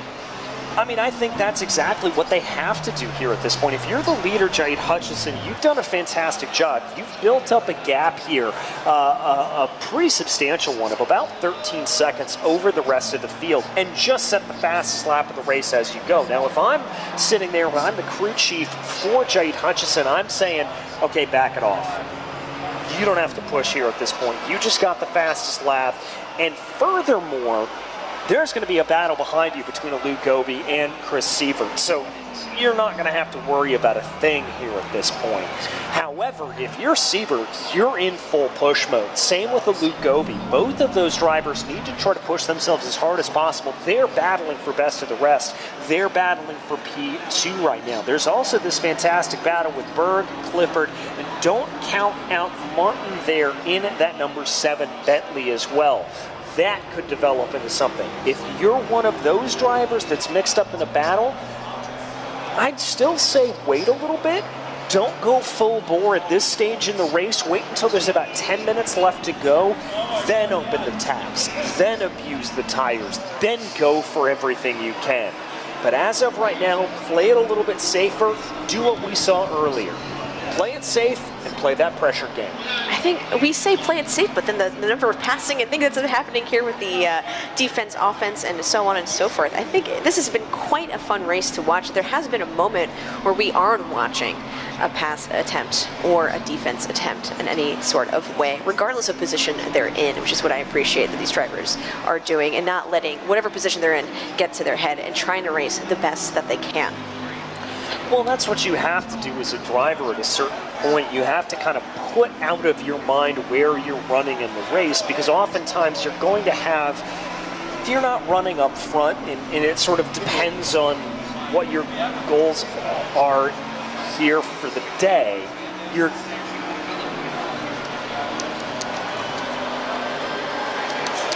right, so we've got a little bit more, sorry for the pause there, we were just getting the information on what was coming in, is that Cameron Martino, it looks like, accidentally shifted up into second over the course of going down the pit lane and hit about 100 kilometers per hour in the pit lane. Now, normal pit lane speed here is about 60 kilometers an hour, 50 to 60 kilometers an hour. So that's pretty substantially over there. Obviously, some kind of problem that existed on the sim that ticked him up and over, and there just a little bit of a glitch taking place, and that disqualifying here, excuse me, it wasn't a glitch, it was a human error, excuse me, human error there coming back to bite Cameron Martino, is that a very, very disappointing way to end the race. And some folks who may be watching here at PRI, at the PRI Esports Arena presented by SRO, there is a pit speed limit. Of course, some of you who watch racing or have watched esports here on the SRO Motorsports Twitch channel or on the GT World YouTube channel are familiar with that, and if you sim race as well casually.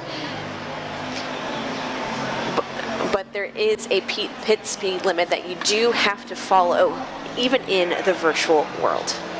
Yeah, you certainly do here at this point. And I think what we talked about there was that may have been a little bit of an issue of what we talked about at the beginning of this broadcast, Ash, that we've got to remember sim racing is so much about comfortability. It is so much about being at home on your rig that you are familiar with, that you know everything for. And I wonder if there for Martino, that could have been a situation where Cam just wasn't as comfortable in the machinery that he has here, and maybe just, accidentally brushed that gear shifter up into second, bumped that up in the gear, and that could be the cause of what happened. Hopefully we find out if we get a chance to interview our drivers and our winners at the end in 19 minutes and 30 seconds of this race. However, currently Hutchinson up 14 seconds gap to Alu Gobi, with Chris Sievert kind of catching up to Gobi here, really chipping away at that gap, and I believe you can possibly see a nice end of the race battle here. I mean, 19 minutes, only a second and 1.7 seconds away.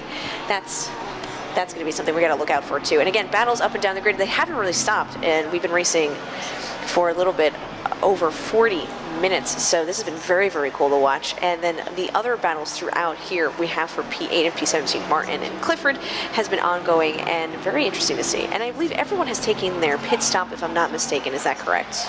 Yes, everyone has taken their pit stop here. If you're watching now, you can tell by that green little bar next to the number on their screen that'll tell you whether or not they've taken that pit stop. As we are able to jump back here, the gap between Sievert the gap between Siebert and Gobi has come down here at this point as they work their way on through. That gap is down to about 1.5 seconds here, Ash, although we'll keep our eye on that. The one that we've really got to keep our eye on here is with Josh Martin up with Clifford in front of him.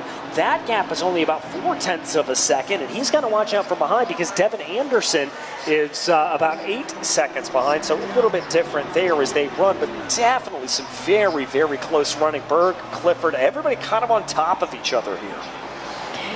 You say on top of each other, they're just, again, playing that patience, taking advantage of the situation game is what I would be doing. And very cool to see. Oh, off track.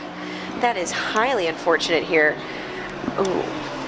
And I believe that is Nelson. That's Sam Nelson at the back of the field there. Now, he is a lap down to the rest of everybody. So I'm not necessarily sure if that wasn't kind of a heads-up play for Sam, that he deliberately got himself out of the way so he wouldn't be, for lack of a better term, a nuisance for those drivers coming down into the corner. Maybe we can talk to him a little bit later and find that out.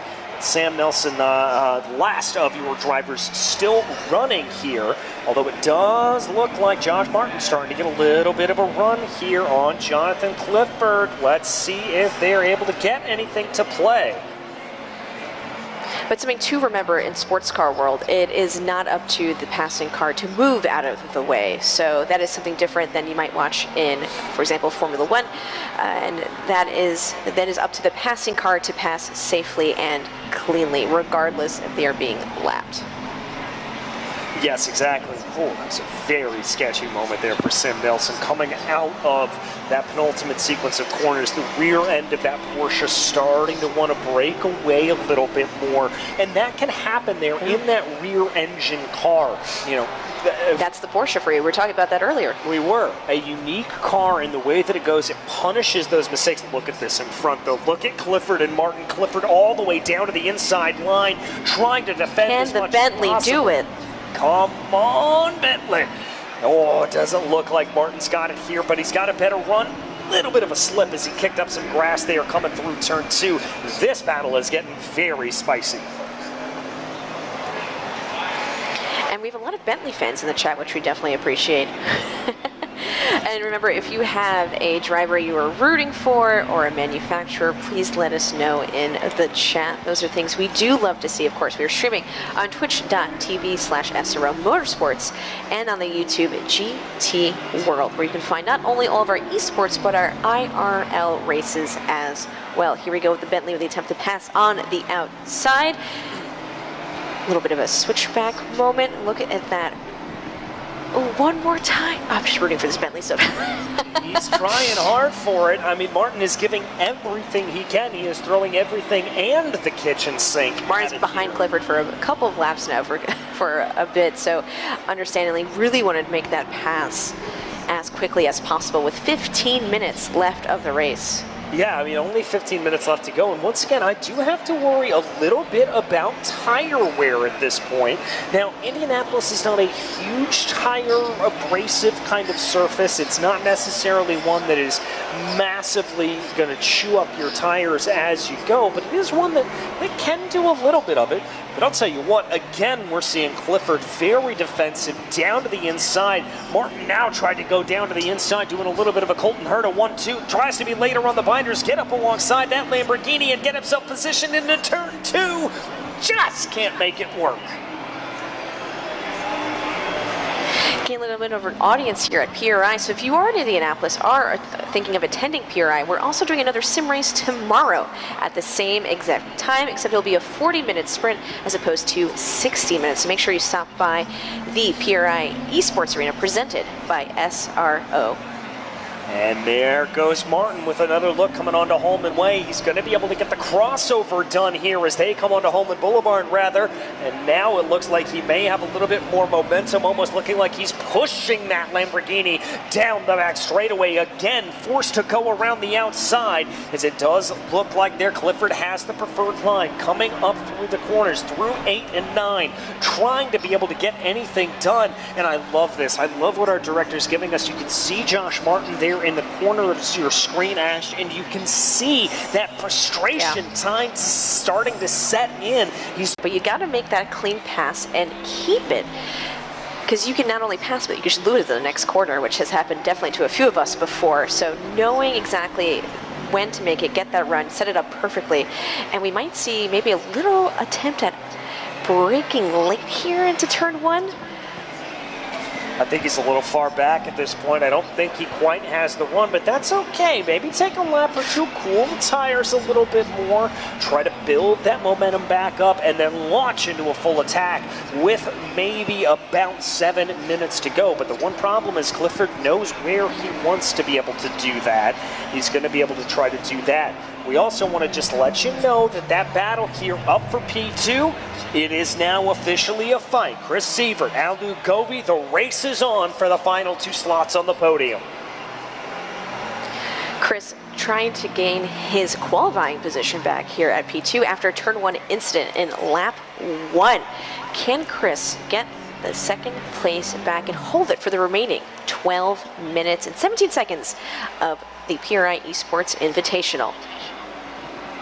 Yeah, just trying to be able to hold on to it here as they go, looking down into turn 1. That gap coming down to about 0.8 of a second. Call it a little bit less as they come through turns 3 and 4 right now onto the binders for number 4 as they continue to work, continue to do everything they can, trying to see if there is a little bit of a run. McLaren versus BMW here with Gobi driving that McLaren, Sievert in that BMW as they push themselves down through the line, down onto the back straightaway. Let's take another look back here at Josh Martin and Jonathan Clifford as they enter onto the main straightaway here. Is this maybe a run to the Bentley? And we've got split screen. That's just how good these battles are. Oh, I'm great, because I didn't know where to look. There's too much happening up and down the grid. Can the Bentley do it? Can the BMW pass for that P2? Chat, let us know. We have 11 minutes left of the race. Can Martin secure that P7 and climbing his way up the grid? And can Chris secure that P2 for a second year in the row? Well, we'd certainly like to hear at this point, as with Martin, just for the position alone to be able to get his way up and forward. We take a look out the back right now of Jonathan Clifford's Alpha Sim Sport Lamborghini, trying to see if there's anything to play, if there's any ability for him to get on by, be able to hold that line as much as possible. Bentley doesn't quite look like it has the legs, as we've got about 2 minutes and 35 seconds left to go in this race. Time certainly starting to run out here at this point for these drivers. For Chris Sievert, who you can see on the corner of your screen, he is starting to push here and really starting to gain on the back of a Gobi. I think it is only a matter of time before we see side by side between these two. I mean, again, have to shout out Chris here after that incident, kind of going all the way back down and charging back up the field throughout the 60-minute race to secure that P2 again. And I think we didn't have that incident. We could have seen a fine for P1 here.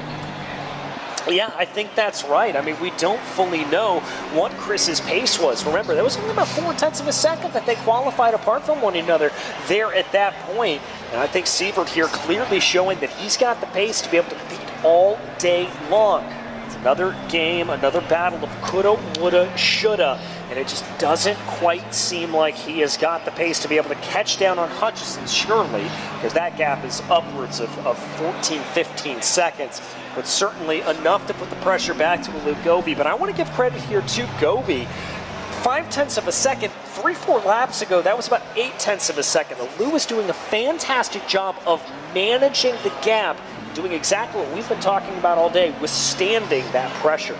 Yeah, Gobi's doing a great job as Chris is kind of filling up that rear view mirror right behind them and making sure, not making those mistakes when you feel that pressure. Because again, that mental game, right? Going to make sure you hit those lines and those brake markers and keep that gap, as you've been saying, and not let it get to you where you're suddenly braking at the wrong markers, you're just messing up a little bit here and there, because those things add up, especially with 8 minutes left. Some folks may say that's not a lot, and some folks may say that's the perfect amount of time to make a mistake. So you absolutely never know what can happen. Yeah, you really and truly never know exactly how this is going to play itself out, exactly how anything's going to come together on this. So take a look at Sievert again.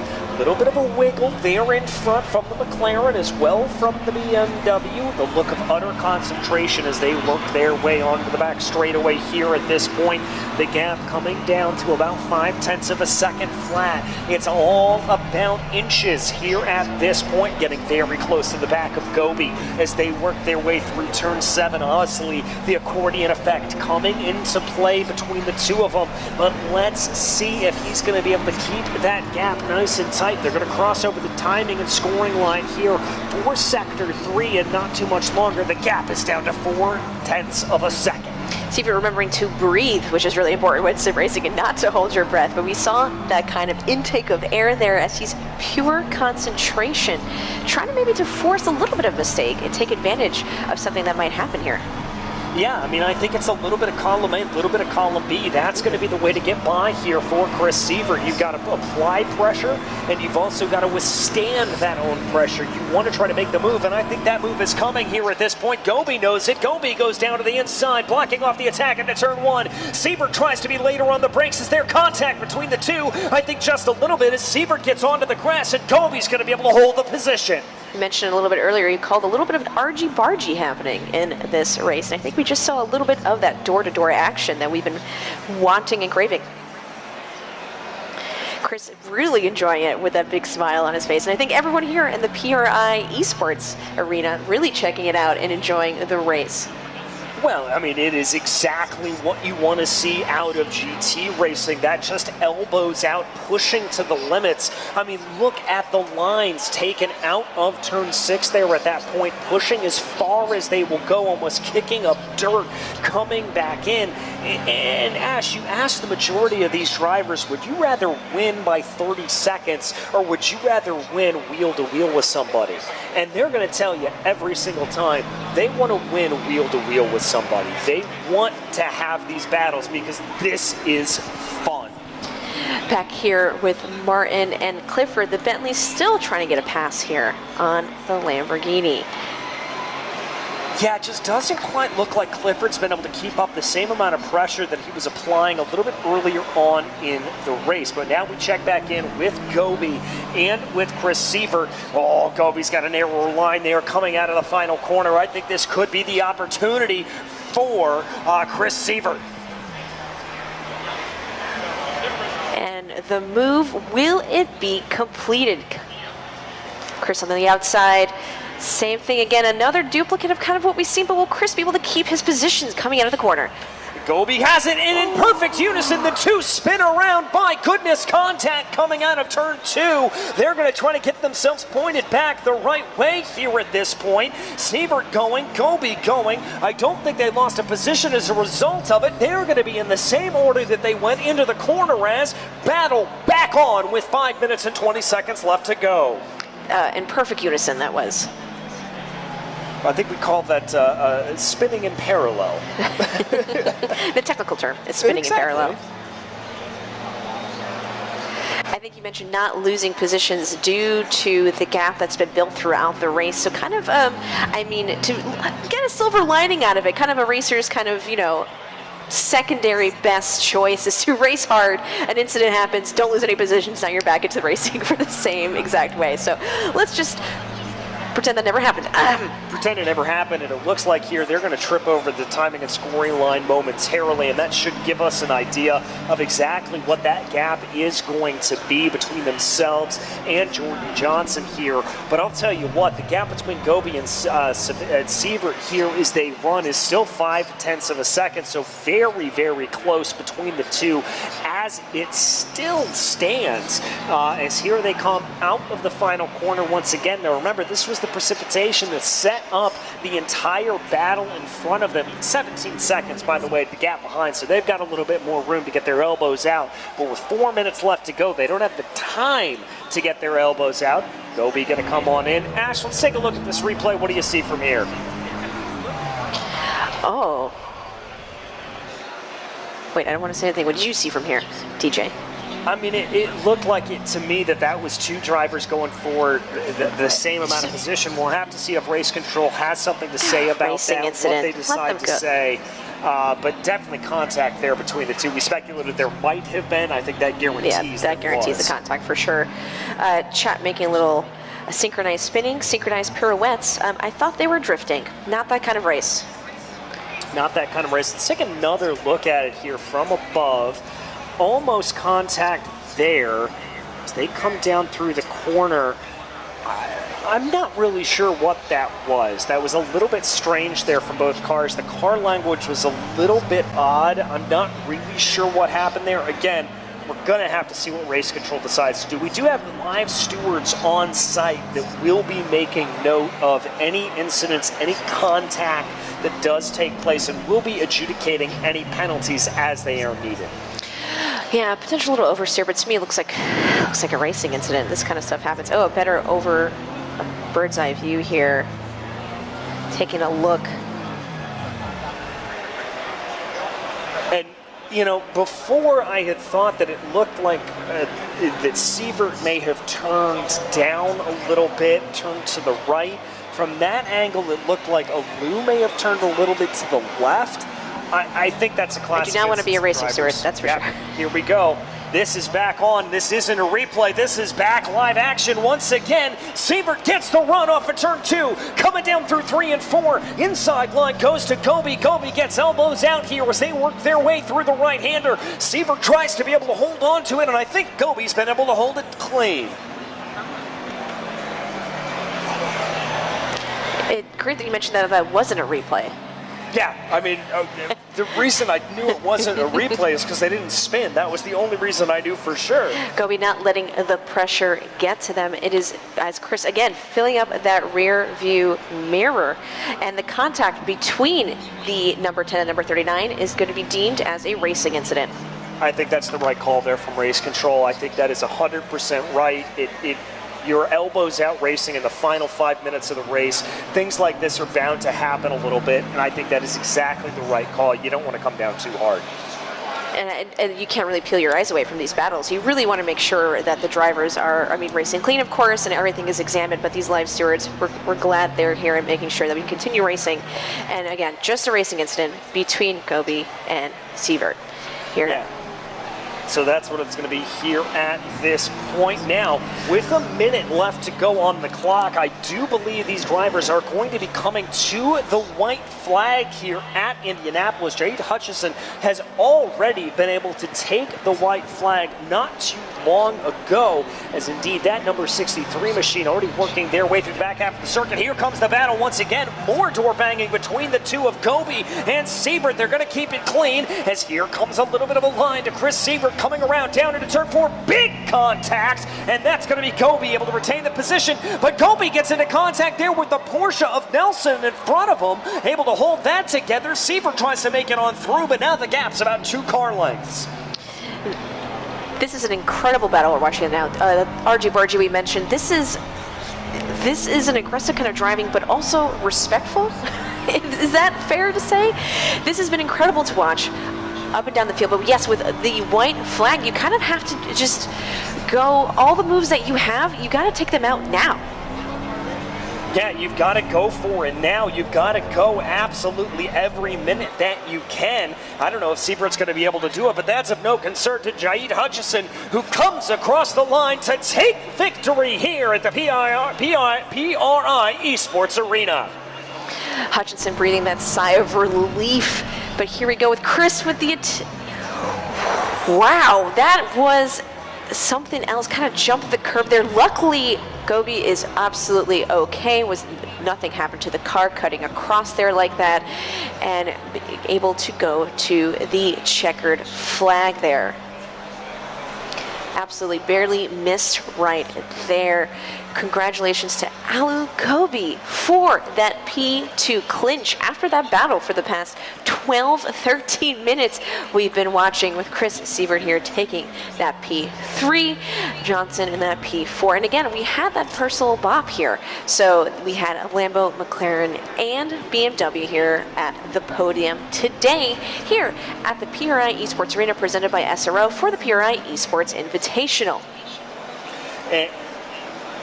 All right, and here we've got the last couple coming across right now. This is Clifford and Martin. Remember, we've been following this battle nearly since the drop of the green flag. They're going to come back across the line here at this point, as there they go, getting themselves back across the line. And Ash, fantastic battling out there here today.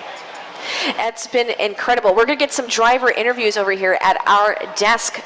So hopefully we get to kind of hear about what's been happening throughout the scene. Because it's one thing for us to commentate and talk about what lines they're taking, because right, we just get to talk and you guys just get to watch. And we've seen your comments. We know what's going on in the chats. So let's get the drivers up here to learn what it's like and what's going on in their heads and what they thought about all the incredible racing we've watched. We had some really, really great battles this race, DJ.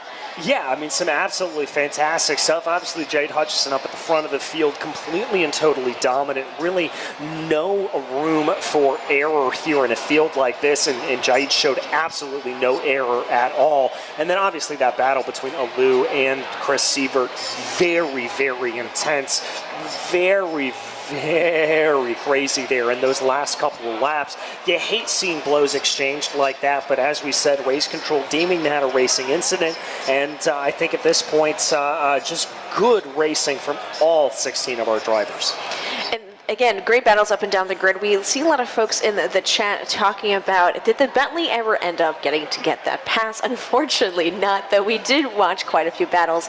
And we'll talk to some of our drivers momentarily. Kind of what is the mindset of trying to, you're so close behind, you, like you mentioned before, you know you're faster, you know you can hit those marks, but you have to make that pass cleanly. Yeah, and that's the thing. You want to make that pass legally, and just as importantly, you want to make that move intelligently. You want to send it down in a way that's going to play out, that's going to work, and that's not going to have any problems coming back to bite you. As we've got our microphone here, just waiting for our winners to make their way on over to us. And it looks like one of them is here already. Jade Hutchison, come on over, my friend. Congratulations, that was incredible. Here you go. Give you the microphone. First and foremost, how was your race? We didn't see much of it. Oh, well, my race was okay, I guess. It went smoothly as planned. I just focused on my consistency, try not to worry about who's behind me, and yeah. Get your mic a little bit closer for us. There you go. But yeah, so, I mean, a good, consistent race. You were able to make it run. How much prep did you put into going into this? Practiced the night before, and that's it. That's pretty iconic. Yeah. Now, what's your mindset? You did that qualifying lap, getting that pole position. You mentioned the practice the night before. So qualifying, you're just like, hey, I'm going to run my best lap, and that's going to be it. And then making that move into turn one, making sure you got away cleanly. What were your thoughts there? I was just trying not to get rear-ended in turn one, so I went a little deep to make sure I didn't get hit. And yeah, I just tried to get away from there. And building that gap, what's kind of your mindset here? Because you're not chasing anybody, right? Do you have Lewis Hamilton talks about how he has someone in front of him, like in his mind, that he has to chase down, which is how he keeps consistent in hitting his brake markers. What is something that you do? I just try not to look behind and just focus on my lap times, just trying to stay consistent. That's all. Well, Jade, a fantastic, incredible drive. A fantastic drive, my friend. Congratulations. And anybody you want to shout out before we let you go? Just shouting out Lamborghini Esports team for again supporting me and yeah, giving me this opportunity. Yeah. Well, fantastic, my friend. That is your victor, Jade Hutchison. Congratulations, man. That was one heck of a drive. And looks like, who do we have up next? Alu Gobi coming on in P2. A fantastic run at the end. Some very, very elbows out racing. How does it feel to be able to take P2 here? Feels really good. I think my favorite part of that was turn 1. And my not so favorite part of that was the last few laps. Chris really put it on in terms of pressure, so I'm just really happy to be here. Speaking of, how do you keep that pressure from getting to you? Because we were kind of talking and joking that someone flashes their headlights at me in a race and I'm just like, I'm done for, you know? So how do you make sure in your headspace, in your race, that you don't let that pressure get to you and you keep driving your lines consistently? I wouldn't have it any other way, because if you don't really have anyone to chase or to defend against, you get complacent. In the first part of the race, I was fighting off highway hypnosis. So, yeah, Chris, in a way, made me faster. A little bit of battle to kind of keep making sure you're hitting those lines. And is there anything that you want to give for tips and tricks for folks who are trying to get into sim racing and become so quick as you guys here today? Is there anything that's been working for you prepping into this race? I think find some friends to race with. That's number one. And then after that, find some competitive leagues to participate in so that you can really test yourself. Absolutely. Well, fantastic, Alu. I've got to tell you, I hope you get a chance to watch the broadcast, because we were hooting So and cool. hollering about it. We absolutely loved it. Thank you for putting on a show. Anybody you'd like to shout out? I'd love to shout out the rest of the drivers that made it here today. I don't think it would be a race without everyone here. Everyone's made considerable efforts to make it, and of course SRO, Fanatic, and PRI. Awesome. Thank you so much, and congratulations again. That was really fun to watch. It was a blast. Thank you. Thank you so much. And now it looks like we've got third place ready to join us, Mr. Chris Sievert. And Chris, we just talked to Alu about those last couple of laps, but I want to take you back before we get there. Turn 1, lap 1, what happened? Well, Pull your mic up a little closer. oh, like this? Okay. Well, turn 1, lap 1, I would say that's kind of where the race started for me. It was not quite what I expected. So when I hit the brakes on turn 1, I already knew that I was kind of a little bit late. I was going deep. So when I looked in my rearview mirror and I saw like 3 cars all coming up to me at the same time, faster than they should have been, oh geez, I had to bail out and went a little bit wide, and thankfully no one actually hit me.